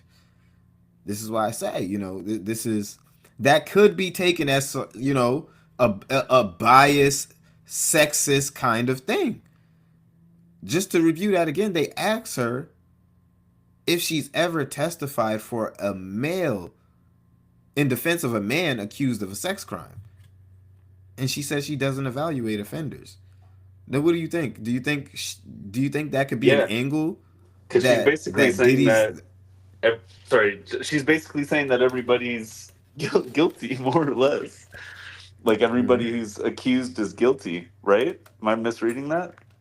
and it's basically almost saying like, well, there's never any need to look into them because they're an offender. Why would I look into an offender? So, like I said, this plays into the defense's hands a little bit because it's like, well, you know, if you haven't evaluated these two and gotten down to the root of their unique relationship and dynamics, then how can you come here on stand and make this testimony and say what you're saying? That's basically their whole angle. And I think it's pretty damn good. I don't think it's a bad one because they have a point here, and she's kind of playing into their hands with this one. So it says you met with the prosecutors 6 times to prepare your testimony, right? She says correct. Can we have a sidebar? They says you may. The judge says you may. They have a sidebar. They're back. They said, did you discuss the topics with the prosecutors? She says, with all due respect, it was mostly me educating them.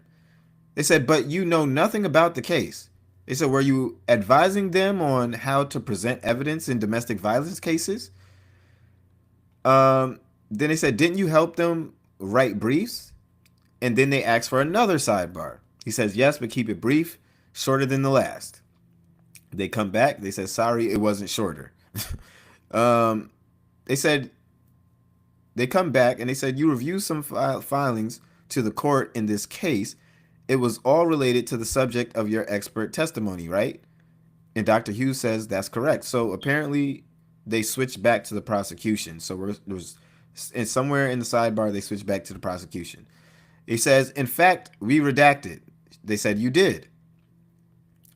They said, you are a board certified forensic psychologist, right? She says, yes. How many of those are there in New York State? She says, I think about 40. And then they come back for the recross, is going to the defense. They said, your defense work is almost entirely for victims of domestic violence, right? She says, I'm not sure that's true. They asked, you worked with Mr. Brian Steele, who was defending a woman charged with reacting to domestic violence, right? They said yes. And Mr. Steele decided not to use you after meeting with you. The judge said, move on. They said no further questions. They bring in the next witness, and the government calls George Kaplan. I believe this is the guy who said he was going to plead the fifth, and he got immunity. So they said, when did you work for Mr. Combs Enterprises? And he said 2013 to 2015. And they said, what fell under that holding company? He says, Holding Liquor Entertainment. I was an executive assistant to the chief operating officer. Where did you work? He said 1710 Broadway, New York City. What was your position? What was your next position? He said executive assistant to the chairman, Mr. Combs, from September 2014 to September 2015. Who did you report to? He said Mr. Coram. KK. She essentially, Miss Coran, I'm sorry, KK. She essentially ran Mr. Combs' life. Where did you report? They said Kaplan, LA. What did you do? He carried bags, made such things. I guess it was a typo. They said made sure things were when he wanted them, and he trusted me more. He had me around more. I'd set up hotel rooms. Okay, I'm guessing if I'm reading a little bit slow, it's because I'm trying to decipher these typos. I know my boy is typing real fast while he's in court or doing whatever. So, okay, I'm trying to decipher this shit. It said how many hours a week? He says 80 to 100 hours a week. How much did you get paid? He said $125,000 a year to start. He said, what did you do in the morning? Make sure everything was in the bathroom, the breakfast cooked. He was recording a mixtape, so we worked late. Who was security? He said Uncle Paulie, D-Rock, and Ruben, later licensed security in the second half of 2015. How frequently did you communicate with Mr. Combs? Said multiple times a day. Things could be found in the back, an iPad, drugs, whatever. Did he threaten you? He threatened my job. How often? He said maybe monthly. He said he was only to be surrounded by the best people and that he wasn't. For example, he wanted me to, for a 1 liter water, he wanted me to, I don't know what they're saying. Hold on. He wanted me to, for a 1 liter water and bought back 2 liters. He said no. Okay, so I'm guessing he asked him to go get a 1 liter water. He bought back 2, and he said, "No, nigga, I asked for 1. Go back, get my money back, and bring back 1 fucking liter of water, nigga. The fuck? I need perfection. Fuck is you talking about? Don't make me make you take that, nigga. Fuck is you talk? Yeah. He had to get on that Diddy shit real quick. I feel him. Yeah, you said 1 liter, and nigga try to give you 2. You feel me? He was tired of you niggas doing that shit. You know what I mean? The other assistant was talking about, he told you to, get some baby oil. You just went and got 40 bottles just so he wouldn't call you back again. Like, you know what I mean? He was tired of y'all niggas doing that shit. He asked for 1 bottle of baby oil. Bring 1 bottle of baby oil. Y'all got this nigga out here looking like a freaky ass nigga. It's really you assistants. It's really you assistant motherfuckers trying to be proactive and shit like that got this nigga looking crazy. You know what I mean? I'm just saying. He's innocent. He figured it out. Assistants are the problem. It's really these fucking assistants. All right, let's get back into it. So they said, how did you travel? He said on his jet, or going. Before you continue, you look so funny. Remember the other night when I asked you, do you think Diddy's a sociopath? That was literally the story I read that made me ask. I was like, this motherfucker's crazy. He really got mad because he got 2 half-liter bottles instead of 1 full-liter bottle. Like, yeah, nigga, don't bring me 2, nigga. Bring me 1, nigga. Fuck is you, nigga? I ain't tell you to bring me 2. Fuck, I'm not about to use the other. I'm not about to use the other liter. That nigga was probably thinking, nigga, 1 extra liter is 1 liter too much, nigga. I need perfection. The guy brought him 2 half-liter bottles. That's why he was mad. Instead of 1 full-liter bottle, he brought 2 half-liters. I didn't want to ruin your rant, though, because it's so funny, but that was what technically happened. Yo, I was like, what the fuck is wrong with this nigga? Sociopath. I know. See, he should feel bad because you can't be doing that shit either. I mean, I get it, but you can't be doing that shit either, nigga. So now I gotta hold 2 bottles of water? Now I got double the trash. You know what I'm saying? Now I gotta take out my goddamn trash just a little bit sooner. Just a little bit sooner because I got 2 bags. I got 2 bottles in my damn trash can instead of 1. This nigga, he need perfection. I feel can't work under those conditions. Can't work like that. He need to be able to look at you and be like, yeah, I like that shit. I like that shit. He want to be able to look at you and be like, yeah, I like that shit, daddy. Yeah, I like that shit. He want to be able to look at you and be like, I like that shit, daddy. Yeah, I like that shit. Yeah, that's what he want to be able to do, man. I'm just saying, like, yeah, I'm just saying, that's what he want to be able to look at his employees and his friends and be able to say that. You feel me? I can't be over here fucking up the diddler like that. You fucking up his swag. You feel me? Can't be doing that.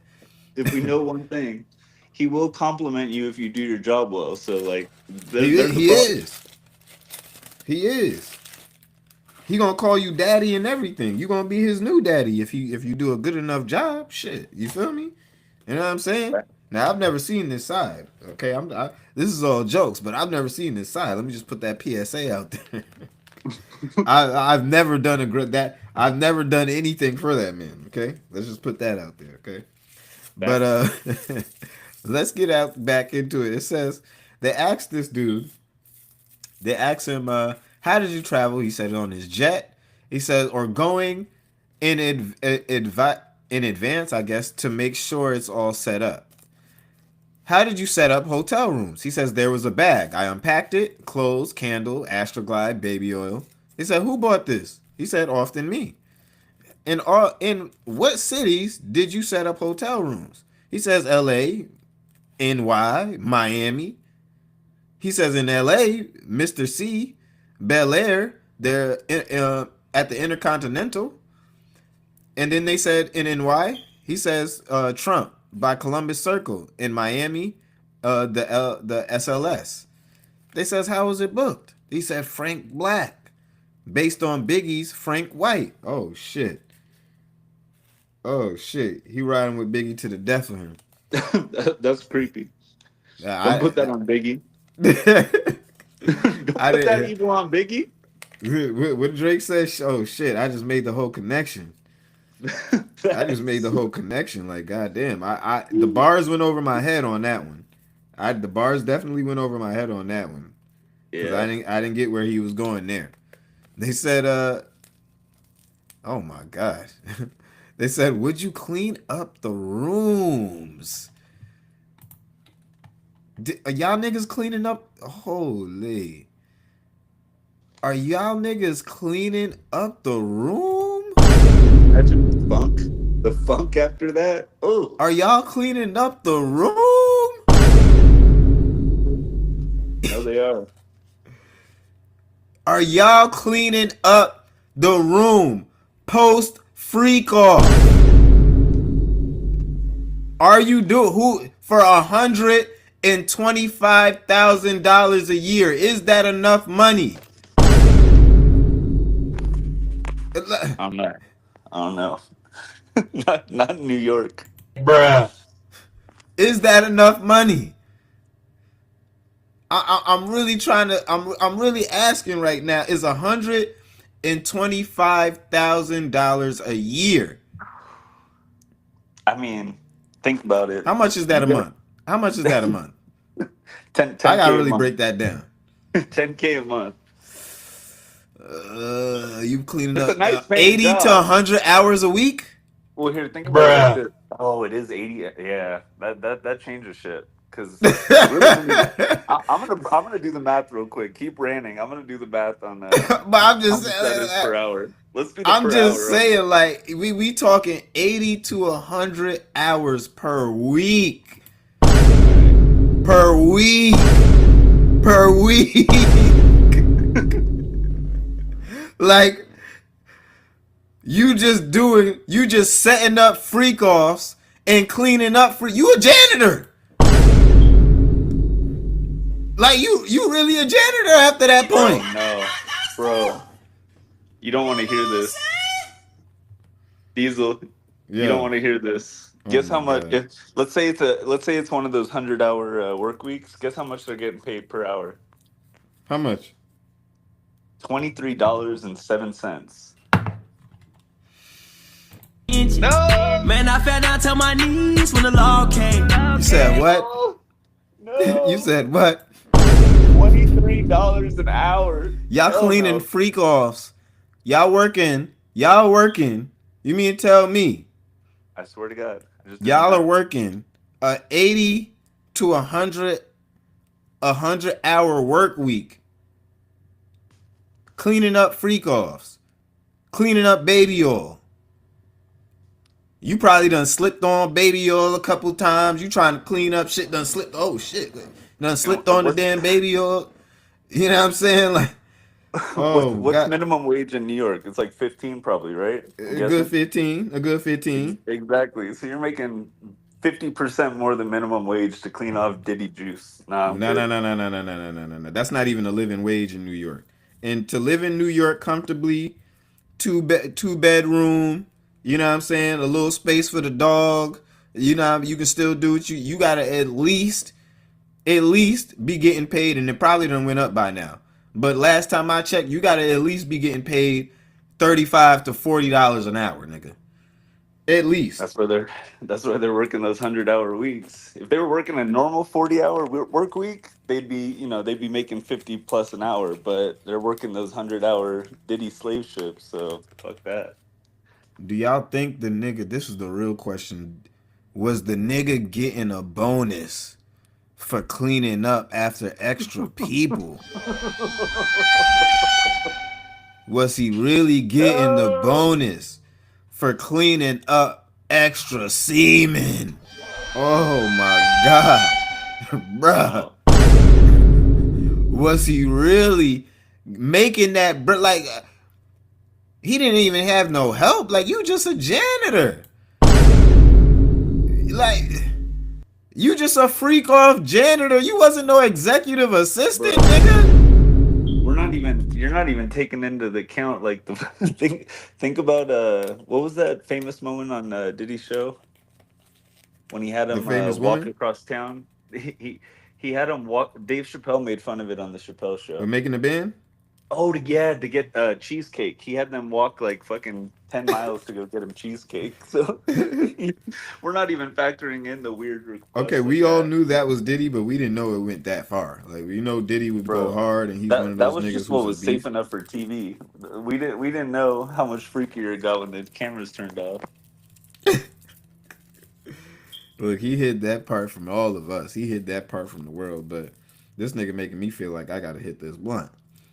I'm Hey, not let gonna me lie ask to you you. what while you're hitting that blunt, let me ask you something. You said you've only seen him in person like a couple times at that. Yeah. Okay, Birthday so parties, yeah. passing So by. let me ask you this. Did you always have like a feeling he was, a little crazy? I'm not gonna say this crazy or this wild, but like, did you, not to put you on the spot? You don't have No, to no, no, answer. no. But Look, okay. everybody, like, a lot of people in the industry, Uh they have huh. this, they have a little bit of crazy. Everybody Yeah. has a little bit of crazy. So, Yeah. You just kind of. people's crazy, you kind of start to get desensitized to it. Yeah, that makes sense. And you start to, like, everybody is a little bit weird. A lot of these niggas be going to orgies. A lot of these niggas be, you know, doing all of this weird shit with bitches, and it all starts to you become desensitized to a lot. Yeah, So, you know, I always knew that that makes it sense. was he had this, you know, this energy, or he can maybe be an asshole sometimes, and that's maybe how some people looked at it, is just, okay, Diddy's a little bit of an asshole. Yeah. He's an Yeah. asshole, but he gets to work. Like, Yeah. he's a Yeah. businessman. Like, you know what He's I'm gonna saying? open And doors. Yeah. that's how we interpreted that energy. That's how we interpreted that energy. His go-getter energy. It's like, all right, he's just a beast. We ain't thinking like this nigga might be high off coke. You know what I'm And saying? Like, we ain't thinking this nigga might be off one right now. You know, I mean, shit. You know, these niggas, I. everybody be doing a little booger sugar around in the industry. It seemed like it seemed like it's just nothing to just be doing coke. I Yeah. just we in the Doja room. We in the It's a Doja dope. room, so we just okay. Green only. But we ain't doing no coke. We ain't doing no MDMA, all that other shit he was talking about. We ain't doing none of that. We just sticking to the good. We just sticking to the green right here. But and he did that too. But and that's all his kids did too. I can attest to that. That's all his kids Yeah. do too. They don't necessarily be doing all of this pill popping and, you I know, was drug, and, you know, they don't really be doing all of that. I was And gonna from say, how you were no, go talking ahead. yesterday about, sorry, yesterday you were telling me this about, his kids being normal, good people, chill. I was gonna say, I had a friend whose dad was somewhat similar to Diddy, not minus the freak offs, but here's what he had in common. One, super wealthy, like hundreds of millions wealthy. And just do what he wants. Two, exactly. Two, that super aggro, just like, I need it, or what did he say? Mm-hmm. I gets what I want, or whatever the fuck that quote was in that video where he looks crazy and he's like, I'm a monster, or Yeah, whatever. it's like them niggas seem like they always just got one screw just a tad bit loose. Yeah, and But they then they the they somehow channel it in a positive direction, it seems like, and for the most part. yeah, yeah, That's what it but seems like. well, yeah, and the the other thing they had in common, younger, much younger, hot women, and then also his ex-wife, who was like also super wealthy, was just an angel. You know, like you'd never think like her and him would get along. His kids were all, you know, they had their screws loose in a way because of how aggro and crazy the dad was, but they were, you know, good-hearted people. They weren't like ever mean to me. Like no dark side, you know, like. So I think there's kind of an assumption people make that, you know, the apple doesn't fall far from the tree, but that's really not Right. true. You see like kids who are very different from their dads, especially when their dads are that like type A, just like go getter, like to put Diddy nicely. Yeah. You know, sometimes I feel like it actually like has the A little opposite bit manic effect on the sometimes. kids. Yeah, the kids Yeah. will like kind of I learn like, mean, ah, I don't want to be like that in I've some never ways, you heard know. them complain. You know what I'm saying? Or Mhm. it's always been like he really loves his kids. You know what I'm saying? And he Yeah, really yeah, his boys, he doesn't really spoil them. He treats them like boys, and he, like I said, he makes sure that they can stand on their own 2 feet when it's all said and done. that's But good. you know, You I know, think he, from my perception of it, he really does love his kids, and he did try his best. It would seem like to keep this kind of this lifestyle away from them, and you yeah. know, to make sure it was something that they didn't necessarily see. I don't So, think any dad really wants their kid to not inhabit, adopt all of their bad habits, you know? of course not. Yeah. So, You don't want them to know that you're even doing these things or look at you in this type of way. This is why you hear them say like, you know, that he would send Cassie off. yeah. Cassie was in the position of, you know, like it felt bad because she wasn't invited to the Christmases. She wasn't invited to Thanksgiving. Oh, She damn, I didn't know it was, was that bad. Okay. yeah, she wouldn't be around. This is why, you know, like I said, when this stuff popped up, you know, she wasn't the girl for that. You know, and she wasn't that, like all of these things were happening to her, and it seemed like this was you know, somewhat isolated incident because this particular kink, I guess, that he had, he would do Yeah. behind closed doors from everybody except these few Yeah. people who are Yeah. involved. And I think we're gonna even see, you know, some of the security, D-Rock, and the others. We're gonna see them called to the stand as well because, you know, he kept this part of his life really under wraps, and you Yeah. can only hear it and know about it from very few people. Um, and Yeah. the people who do think they know what's going on, they know about maybe half of it. You know what I'm saying? They know that he might be a little kinky, he might be a little touchy feely, he might be, you know, Yeah. the I get what you. they get the stories from. But this is what's actually going on, and it's like, you know, it's kind of a different perception. So I don't know, I just wanted to kind of give that perspective, like, you know, it um I don't know, he he it seemed like he didn't want to bring that any type of spotlight onto what he was really doing, you know what I'm saying? Or Yeah. for the most part you would never know. None of us really knew. So, you know, it is what it is. But yeah, the Yeah. whole him being Frank Black thing, getting back to that, that's kind of weird. The Frank Black, Frank White, he got that from Biggie apparently. So, Yeah. That's okay. crazy. They Too asked much. the oh yeah, Too far, Diddy. Too they far. throw they threw me off asking about this fucking if he was cleaning up the rooms. They says, "Would you clean up the rooms?" He says, "Yes." Bottles of baby oil, Gatorade, once brown crystallized powder. Oh, the drugs too, of course. We forgot the drugs he's cleaning up. Once brown crystallized powder on the counter of the bathroom sink. They said, "Why did you clean it up?" Not the hotel staff. He says, "It was implied. Protect his public image. I was keen on doing Mm. that." They said, "Explain." And they say, "Objection." It was overruled. They said, "I found hotels would sell photos to newspapers to shame guests." He said, Did he reach out? Did he reach out to you from the hotel, or from the hotel room?" He says, "For food, clothes, sometimes drugs. I did it." "What drugs?" He says, "Drop kit." Then they ask, "Illegal What? drugs?" What'd you say? Oh, I was just like, what? What the fuck's a drop kit? Hey, that's what he said. Drop kick.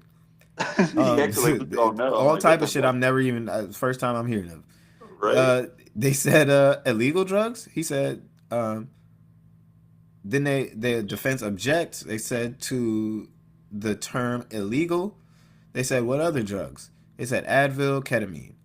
He says what did he I'm guessing he meant what did he ask for? He says I picked up drugs for him, MDMA. They said who asked? Mr. Combs in LA and Miami. He says in Miami, Mr. Combs asked me to call a person. He came and gave me a bag of pills, MDMA. I gave him cash. I gave the pills to Mr. Combs. He said in LA. He said I went out and met with the person in Hollywood. I gave him money. He gave me a bag. And then they broke for the day. And then they said, wait, there's more. He said the pro offered email chain about Gina, and Gina is out of the case. She's not coming. They said she's in the indictment, the prosecution says. And then they said they could get her here and they're choosing not to. I'll submit her letter by 10 p.m. So they submitted a letter to the docket, I guess basically saying that Gina was not coming in to, I'm guessing, testify. And we're going to move into today. So this is day 9, okay? And we're going to be getting into the witness, of course, Kid Cudi, all right? So let me see. They're going to finish with George Kaplan, and then we're going to see Kid Cudi take the stand, which I believe he's on the stand right now, okay? So we're going to continue and get the information for you guys as it comes to us, because we're starting off from about 2 hours ago. Okay, so the judge says, let's get Mr. Kaplan back to the stand. Witness and jury enters, and then they ask, this is still the prosecution. They said, when did you carry cash for Mr. Combs? He said $50,000 on his private jet. He said, did you pick up cash for Mr. Combs? He says $10,000 at the Western Union from Comb Enterprises. They asked, what long-term relationship of Mr. Combs were you aware of? They said, Cassie, Kim, Gina. Who was Miss Kim? He said, the mother of his children. He said, Cassie. He said, girlfriend. He said, Gina. He said, another girlfriend. They asked, the jet flight to Las Vegas. What was the layout of the jet? He said, 4 chairs, a partition. I had a partial view over the right shoulder. And then they asked, when you witnessed violence by Mr. Combs on Miss Ventura, why didn't you intervene? He said, my career. They asked, after the last glass breaking, what did Mr. Combs do? He said he came forward. Cassie stayed in the back. He asked me to get creams to conceal the bruising on her face. How did you pay for it? He said, a corporate credit card. Why did you leave Mr. Comb Enterprises? He said, I didn't think I should be covering things up. I like buying the witch hazel. Also, my father had prostate cancer. Any of violence? He threw things at Gina in the entryway of the main home on Star. I'm guessing that's Star Island. Star Island. What was he throwing? He said green apples. They said how hard? He said very hard. Later, I took the medicine bag into her room. Mr. Combs wanted me to leave quickly. Then what? He said, I heard Gina at the gate in male voices. They said, who? Security. When you left, what did you do? He said, I collected myself. Then I went to work for an integrated marketing firm. Okay. Then cross-examination comes back for the defense. They say, why did you go to work for Mr. Comb Enterprises? He says, it was incredible. He was an incredible entrepreneur. I have learned from him. What did Brian do as COO? He said, ensuring profitability of each unit. He said, I was an employee at, he continues, he says, I was an employee at Revolt when Revolt TV launched. Tell me about it, they say. He said, we were on the 6th floor of 1710 Broadway. Everyone was there. It was monumental. They said, they then asked, diversity was important to Mr. Combs? He said specifically for African Americans. What did Blue Flame do? He said marketing for Ciroc. They asked, what is Diageo? He said they are John Walker and others. Mr. Combs set up a marketing entity for Ciroc. They asked, your job, what was it? Mr. Combs would say, excuse me, we're going to leave the house. He meant 3 to 5 minutes. I had the checklist for the bags and toiletry. It was a bad look. It was a bad look in me if something wasn't there. Okay, it was a bad look for me if something wasn't there. I guess that's what he meant to say. Is there a binder near you? Can you read that? I guess he picks up the binder. He says, it says Southern District. He says, I'm handing you something to refresh your recollection. Take a look at it as long as you want to. Then they come back and they say, you ran off, right? He said, I worked hard.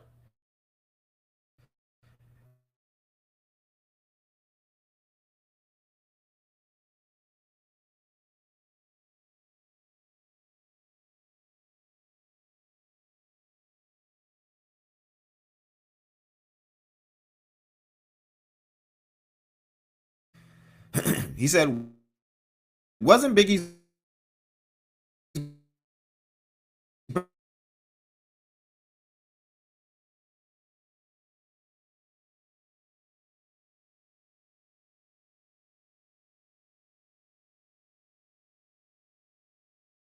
pay? He said KK held his wallet with a black AMX in it.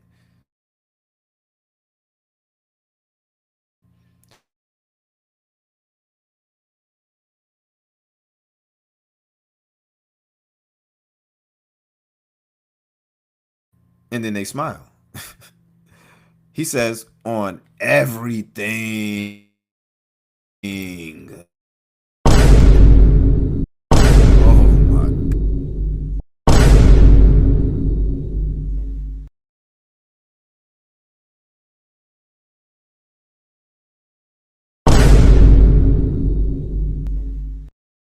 That's not how we living.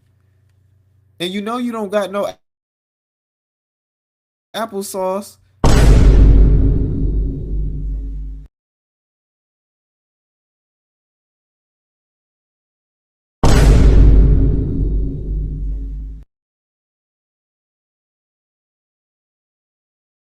So, Jesus Christ, what are you doing putting applesauce on all of this bullshit? This is crazy.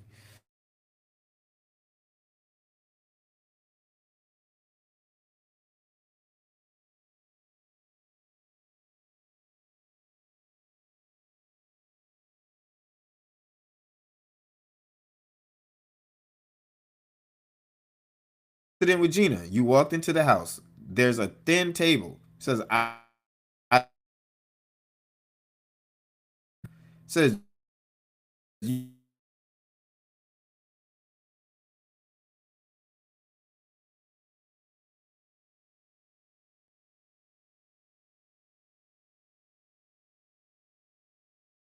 threaten you. He says no.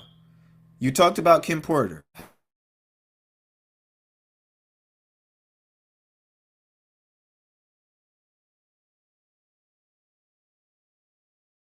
Right? He said lotions. You expressed caution about hotels. Why you cleaned the room afterward. He said hotel staff could sell photos. Everyone wants a payday. You sent him a photo of Kim Porter, right? He said after she died, I was heartbroken for him. You were close? He says, I was inviting him to my wedding. I didn't hear back. They said objection. It was surprised looks. I don't know what that was about. He said, you respected him? He said, yes. He says, "What's this photo of?" He says, "Me, KK, Mr. Combs, and at Teterboro Airport. He just got the jet. That's why there's champagne." He says, "You're happy there, right?" He says, "No, refresh it. It's that I was glad I found the mascara in the back seat." Oh shit. "They found you and subpoenaed you?" He says, I had to retain counsel right away. They said no further questions. They asked for a redirect. They said, "Which incident shook you?" He says, "The plane with Cassie and the apples with Gina." He said, "I felt guilty I didn't do anything after the incidents with Cassie on the plane." They asked, "But you didn't see any injuries?" He said, "People can be injured without injuries being visible. The tonality and tension of the apples he threw at Gina was troubling." Goddamn. He said, Diddy was beaming them goddamn apples at her ass, beaming them shits. "You told Miss Karam about both incidents?" He said, "Yes, and I told her I'm unwilling to stand behind the behavior, that I was quitting." He said, "Did Christina say she would quit?" He said, "No." "How long did she stay after you told her?" He says, "Until recently." They said, "Next witness," and this is where Kid Cudi enters, okay? All right, this is where we get Kid Cudi, ladies and gentlemen. This is the moment we've been waiting on, well, except at least for today and yesterday and maybe the day before that. Now, what we might get from Kid Cudi is some real shit. I don't know. I'm excited about this one. Hopefully they don't take too many breaks, but we're gonna see. But I'm really excited in a weird way to see exactly what Kid Cudi has to bring to the table. What you think before I get into the infamous Kid Cudi and this this whole car bombing incident? What do you think? What do you think he's gonna have to say? Like, I mean, we already got him coming in smoking a whole cig. Boy looking stressed out. He looking like he don't want to be there. Y'all can see the screen. Y'all can see him up in the screen. He don't look okay. He does not look okay. He looks like he rather be somewhere talk about you know what I'm saying? Like one of those, you feel me? I know he just wanna, so he probably did that all the way on the way there too. So pray for Kid Cudi. You know what I'm saying? We're gonna put this one in the air for him. We're not gonna smoke a cig. Cigarettes are not allowed in the Doja room, but we are gonna put one in the air for Kid Cudi. Cause to face like this mob boss level of intimidation, boy's probably scared shitless. I mean, this might be the reason why the nigga dresses like a female now. Let's just be honest. This might be the reason why he be dressing like a bitch. Okay? We just gotta keep it a buck. Diddy might have scared this nigga into cross dressing. He might have. It might be Diddy's fault. You know what I'm saying? Like, he's not like that. The boy be wearing bras and dresses and all type of shit like that. Like, I don't know what Cassie was thinking, but you feel me? The boy seemed like he going through a lot. He going through a lot. He's stressed out. He's smoking a cig. He on the way to court. But we're going to get into what he got to say right now. I don't know how he feels about Diddy. I didn't even think this story was true until recently. But I can only imagine he probably hates this nigga's guts. Hates this nigga with a fiery passion. And we're going to get like first-hand knowledge. I don't know if Cassie was at the dinner with him, but we're going to get, this first-hand perspective from him on what exactly happened, with his whole car being blown up. And maybe they can ask about some other people. Or maybe we might, this makes me wonder what we might see unfold after this trial as well.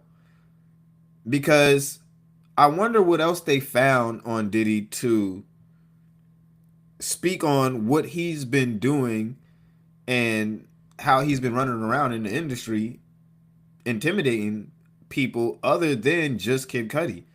I mean, we do have Wale, the story about Wale that he adamantly denies. He denies it. Wale saying nobody dangling him over no balcony, even though that seems to be a go-to Diddy move. Okay? It seems to be a go-to Diddy move. So, do we see Wale next? Do we see Wale after Kid Cudi? We got nothing but time. So let's get into it, ladies and gentlemen. I digress. We're gonna get into Kid Cudi's testimony, okay? So they say we call Scott Muscuddy. Kid Cudi takes the stand in a leather jacket, white shirt, and blue jeans. They describing him down to the T. You can see him here. They say, what did you do for work? He says, I'm an actor and musician known as Kid Cudi. They say, who's this photo? He says, Cassie. He says, we dated in 2011. He said, who else was she involved with? He said, Sean Combs.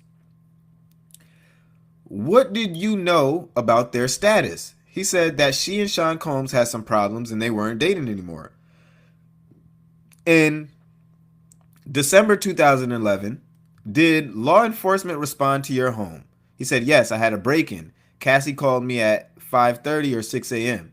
She said, Sean Combs found out about us. She asked me to pick her up, so I did.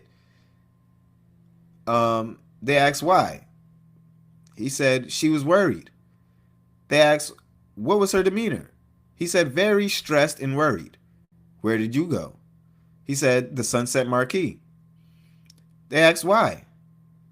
He said, I thought it was safe, off the radar. Let's get into more. Who else did you speak with? He said, Capricorn Clark. She sounded near tears. They asked, what did she say? That Sean Combs in the car near my house. They said, objection. It was overruled. They said, you called Sean Combs?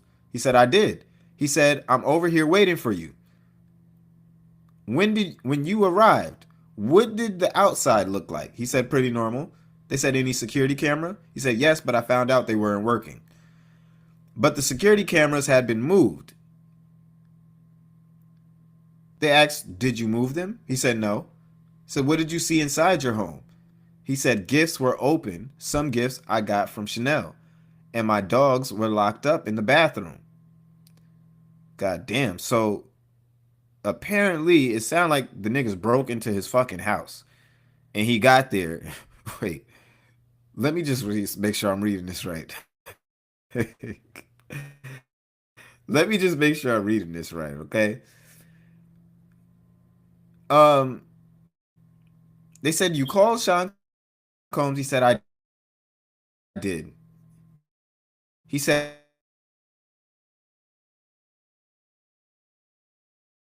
yes, but I found out they weren't working. But the security cameras had been moved. I said, did you move them? He said, no.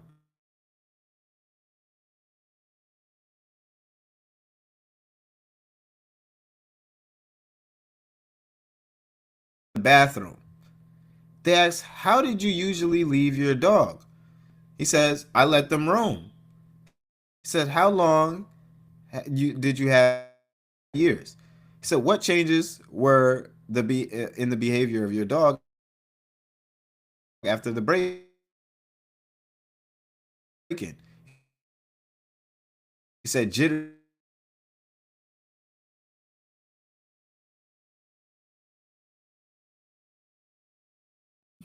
He said, which, they said, no, he continues.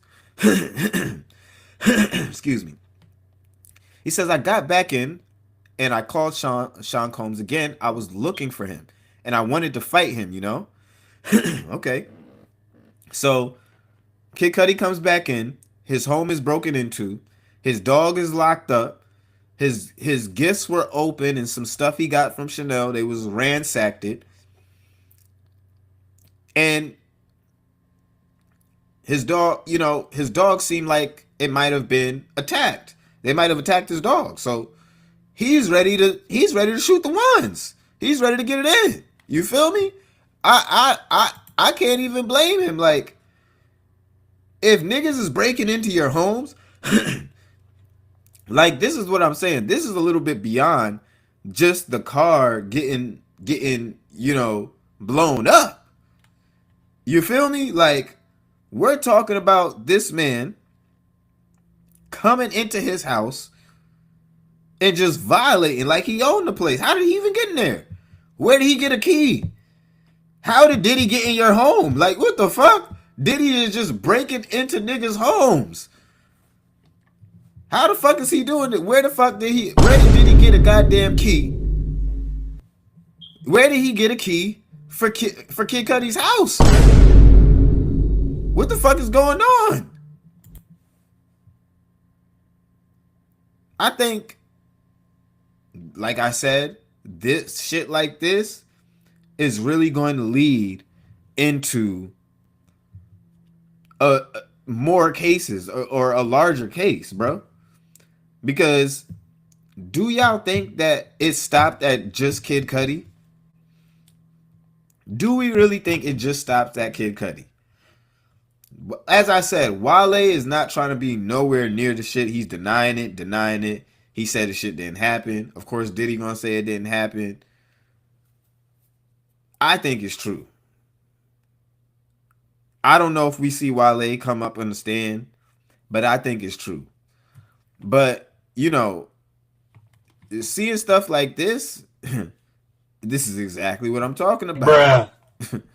This is exactly what I'm talking about. Like, I knew there had to be a little more to it. He ain't just come blow up the car. Like, how did he get to the car? How did he know where to find the car? The nigga just got tabs on motherfuckers and all that. Like, this is some mafioso shit. Okay?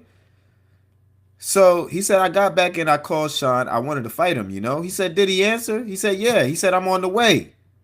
I'm coming right now. And he said, I thought to myself, and then they said objection. They said grounds. They said no responsive. They said overruled.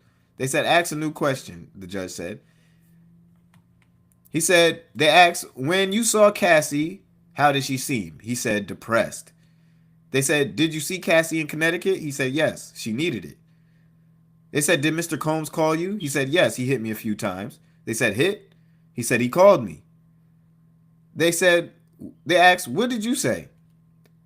That I didn't want to talk with him. He broke into my house and hurt my dog. Come on, this is what I'm saying. Now he's saying it verbatim. He's saying this shit verbatim. God damn. Bruh. These niggas don't give a fuck. He just breaking into goddamn houses. And he might have fucked his dog up. He might have gave his dog a couple of take that's. Like, yeah, he wasn't giving a fuck.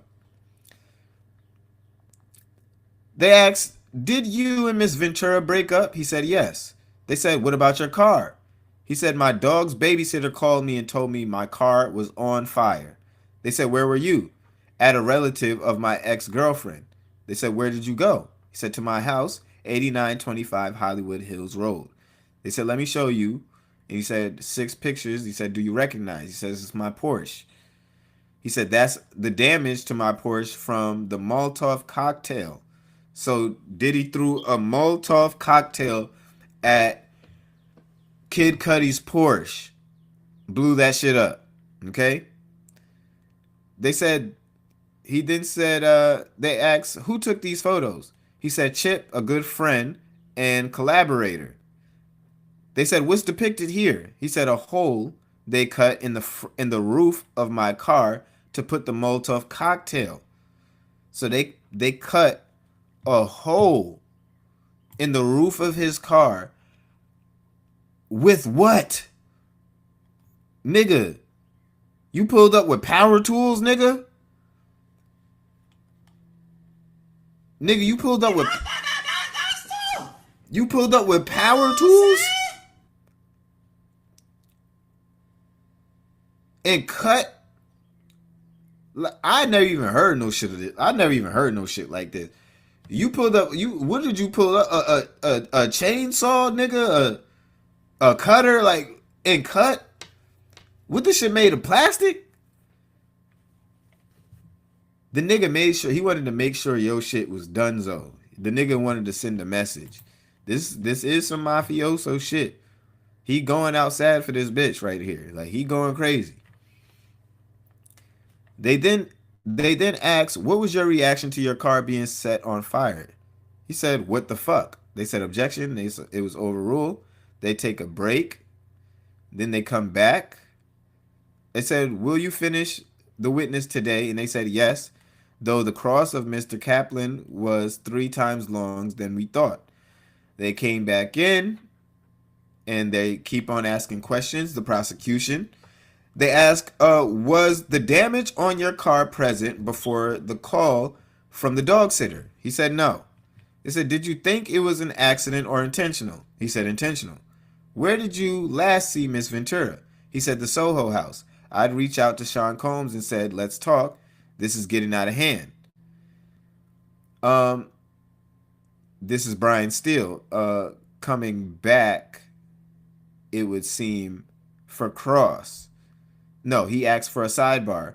They said they asked if he has an objection. He says yes. He said sustain, disregard, and move on. He said, who set up the meeting at Soho House? He said, D-Rock and my manager. He said, what was Mr. Combs doing? He said he was standing there like a Marvel supervillain, nigga. He said Diddy was standing there like a Marvel supervillain, nigga. Are you kidding me? Like, nigga. He wanted to make sure this nigga was scared. I don't know if it worked, but he said bro was standing there like a Marvel supervillain. And then he started laughing. He laughing in Diddy face in court. I bet Diddy over there is talking about, yeah, nigga, well, you wasn't laughing when you pulled up. You wasn't laughing when you pulled up, though, was you, nigga? You wasn't laughing when you pulled up on niggas. And you know what I'm saying? You talking about shit was out of hand. You wasn't laughing then, was you? You wasn't laughing then, was you, nigga? I bet you was real silent then. Don't worry, I'm not taking sides. I'm not taking sides. I'm just saying. You feel me? I doubt he was doing all that laughing when he was staring Diddy right in the eyes. You feel me? But he then says, he said, we were homies. You know that's my girl. Then they asked, what did you say? He said, I thought you'd broken up. Then Sean Combs offered me water twice. He says, it was weird Sean Combs being so calm. He said, they asked, what did Cassie say? He said that we have fallen in love. Things happen. What did you say to Mr. Combs? He says, what about my car? And he says, I don't know what you're talking about. And he said, I walked away. He says, did you see Sean Combs later? He says, a few times later, also at Soho House. He says, I'm just sorry for all that bullshit. I was surprised. So I found peace with it. He says, no further questions at this time.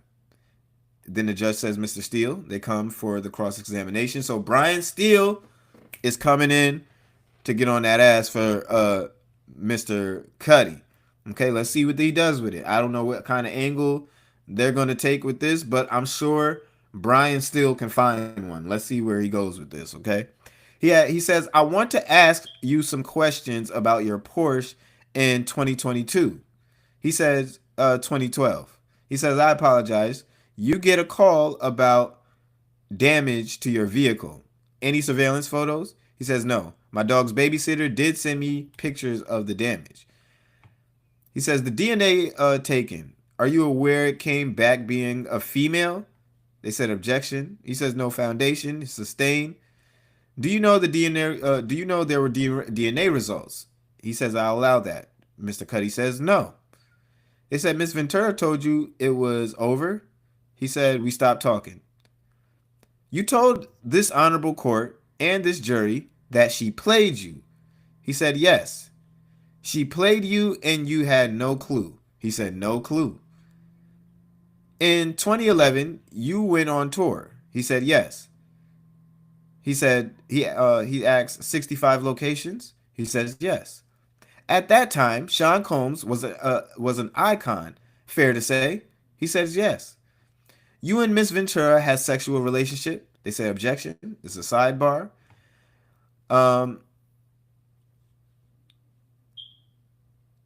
After the sidebar, he says, Mr. Steele, can I? And then the judge says, no, you can do that on redirect. He says, do you want to tell me something? He says, Sean Combs asked me about doing a song with Miss Ventura in 2010. He says, thank you. They says, you believe they left your front door unlocked. Now, real quick, I think that sidebar might have been, as I mentioned in the beginning of this, that sidebar right there might have been because, you know, we seen them getting a little bit close to that territory, like I said, of them almost having to bring Cassie back in. Now that's just my opinion because they are getting dangerously close to that time because they're asking about the two of their sexual relationship. Okay, that's something that only the two of them can answer to and to verify and, you know, really get into what, you know, what happened there. You would probably have to bring her back up again. So it seems like they stopped that in its tracks, and maybe that's what that sidebar about. That's what I'm guessing. Okay. So it says, you believe they left your front door unlocked. He said yes. No forced entry. He says no. Just presents open, doors in the bathroom. I'm not belittling, just asking. You called Sean Combs? He said, yeah. He was calm? He says, yes. You want to see him. You didn't think he had a gun? He says, I couldn't call it. You're a strong person. That's how you categorize yourself? He says, yeah, this crossed the line. Miss Ventura told you she was abused. He says, yes. He continued, no, they asked, but she never said she was sexually abused. True? He said she did not. He said, you loved her? Tell me if I'm wrong. He says, I did. You got played by the same person who played Mr. Combs, Cassie Ventura. In the 13 years since, have you ever been notified in California that there has been any more action on this car fire? He says no. They said, did Miss Ventura have multiple phones? He says, I don't remember. He says 3512. He says, if I said it, I said it. Do you know what a burner phone is? He says, untraceable. The trespass, you call it a break-in. Miss Ventura told you she'd given your home address to Mr. Combs? He said, yes, in the morning. No more questions, thanks. And Mr. Cuddy says, no problem. He says, redirect. They come back with the redirect with the prosecution. So we're 27 minutes in or away from where they are now. They ask, what did Miss Ventura confide in you about abuse? He said that he would hit her sometimes, kick her. The day of the break-in, was she carefree? He said no. What did Capricorn Clark tell you?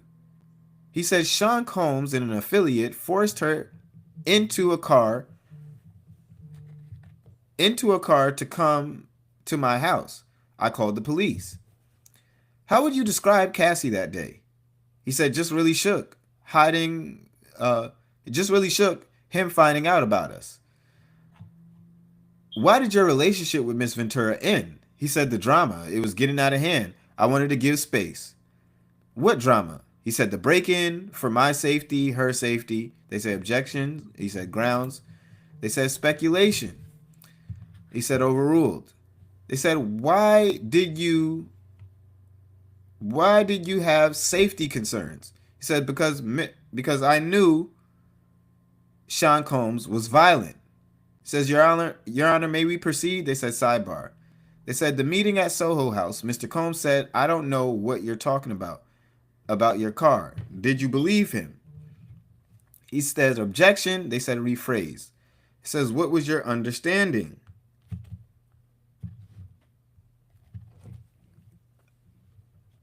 He says that he was lying.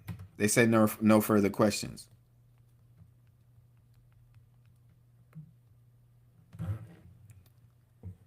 They said any recross. They says no further questions, Your Honor. And they say, Mr. Muscuddy, you're done. And the Mr. Muscuddy says, all right, and leaves. So that's all they had for Kid Cudi. And then they break. And it seems like that's where they leave off for the day. Well, not for the day, but for right now. That's what we'll leave off for the day. Perfect wrap up. We got Kid Cudi in and out. So we got his whole testimony, and we got a little bit of breakdown of what he had to say for the matter. And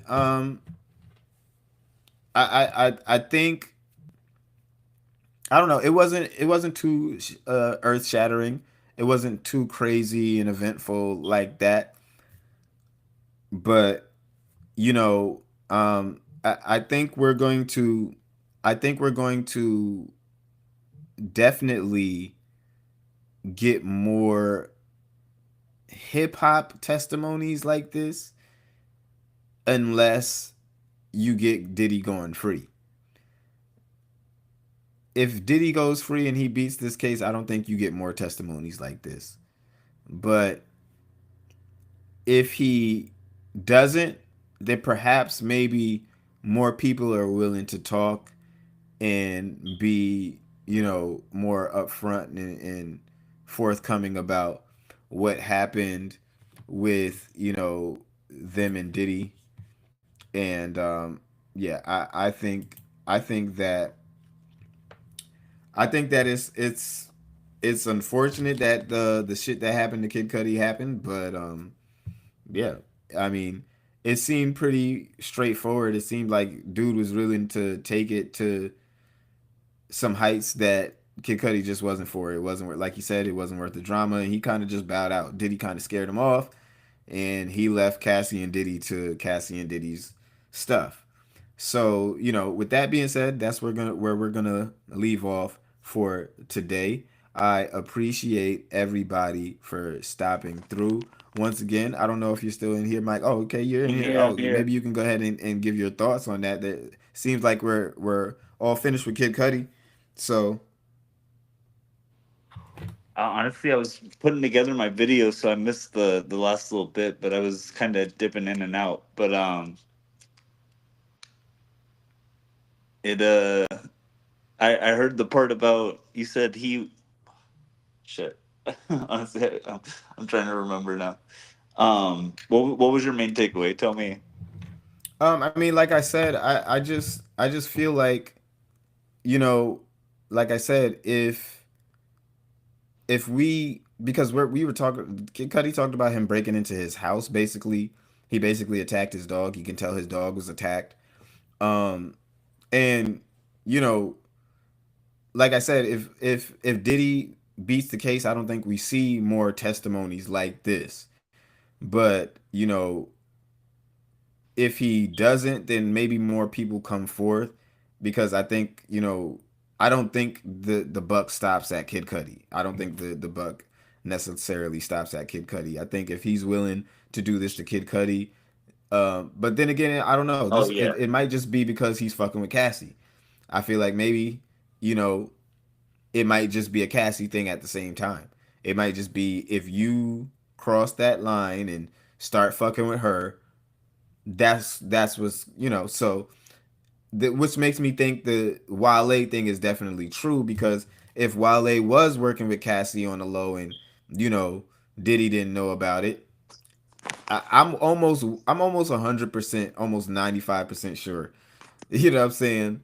That shit definitely happened. You know what I'm saying? As far as him dangling Wale over a balcony. You feel me? So yeah, I think with Kid Cudi coming in and them wrapping him up, um I don't know. I don't know where they go from here, but maybe you bring in some of the security or something like that, and you know, you do that kind of thing. But I think it's pretty interesting that he was just like, yeah, you know, my car got blown up. I confronted him about it. You know, told him we needed to meet up. It was a pretty calm meeting from his perspective, and you know, after that, he just kind of let them do their own thing. So, you know, it is what it is. But I Yeah, no, I appreciate think you're right. everyone. I definitely don't think Cuddy's the first guy to feel this rap. I'm with you. Yeah, yeah, he's definitely not. He's definitely not. So yeah, this has been our longest one today, but I appreciate everyone for stopping through and tuning in. Yeah, expect more of these. You know what I'm saying? Oh, and the As we video's up, by the way. I just posted it, so you can check it out when you're done. got the whole video. Yeah, the whole video's up now. Oh shit, the whole video is out. So yeah, you guys, please, if you're listening in, we're about to end here, but go ahead on to Rap Rhetoric's channel and check out the video that he posted, Drake's Real Red Button. It is going to be a great watch for you guys, and I'm sure you guys won't be disappointed. You're going to be very entertained. Okay, I gotta run. I got a couple of things to do, because you know what I'm saying, Good the work talking with and you. grind never stops. But I appreciate everybody for stopping into the Doja Room again. Check out Rap Rhetoric's video, and please, please, please stop into our playlist and on Spotify. It's called the Melodic Ice playlist and Diesel's Doja. These are the official playlist of the Doja Room. Okay, so you're gonna want to stop in, support some of the up and coming artists, support some of Drake, and yeah, and some of your favorite artists is in there. There's a little bit of everybody, some everywhere. So I'm not, my bias don't really show too much on the playlist. So yeah, definitely hop in there and check that out, and tune in with us tomorrow as we continue to cover this Diddy trial. All right, we just got finished with Kid Cudi, so I'm just trying to see what they're gonna do next. Okay, so to all my stoners, hippies, and hip hop enthusiasts, I'm your boy Dope Boy Diesel. Thank you for tuning in to the Doja Room. I'm out. It's a rap.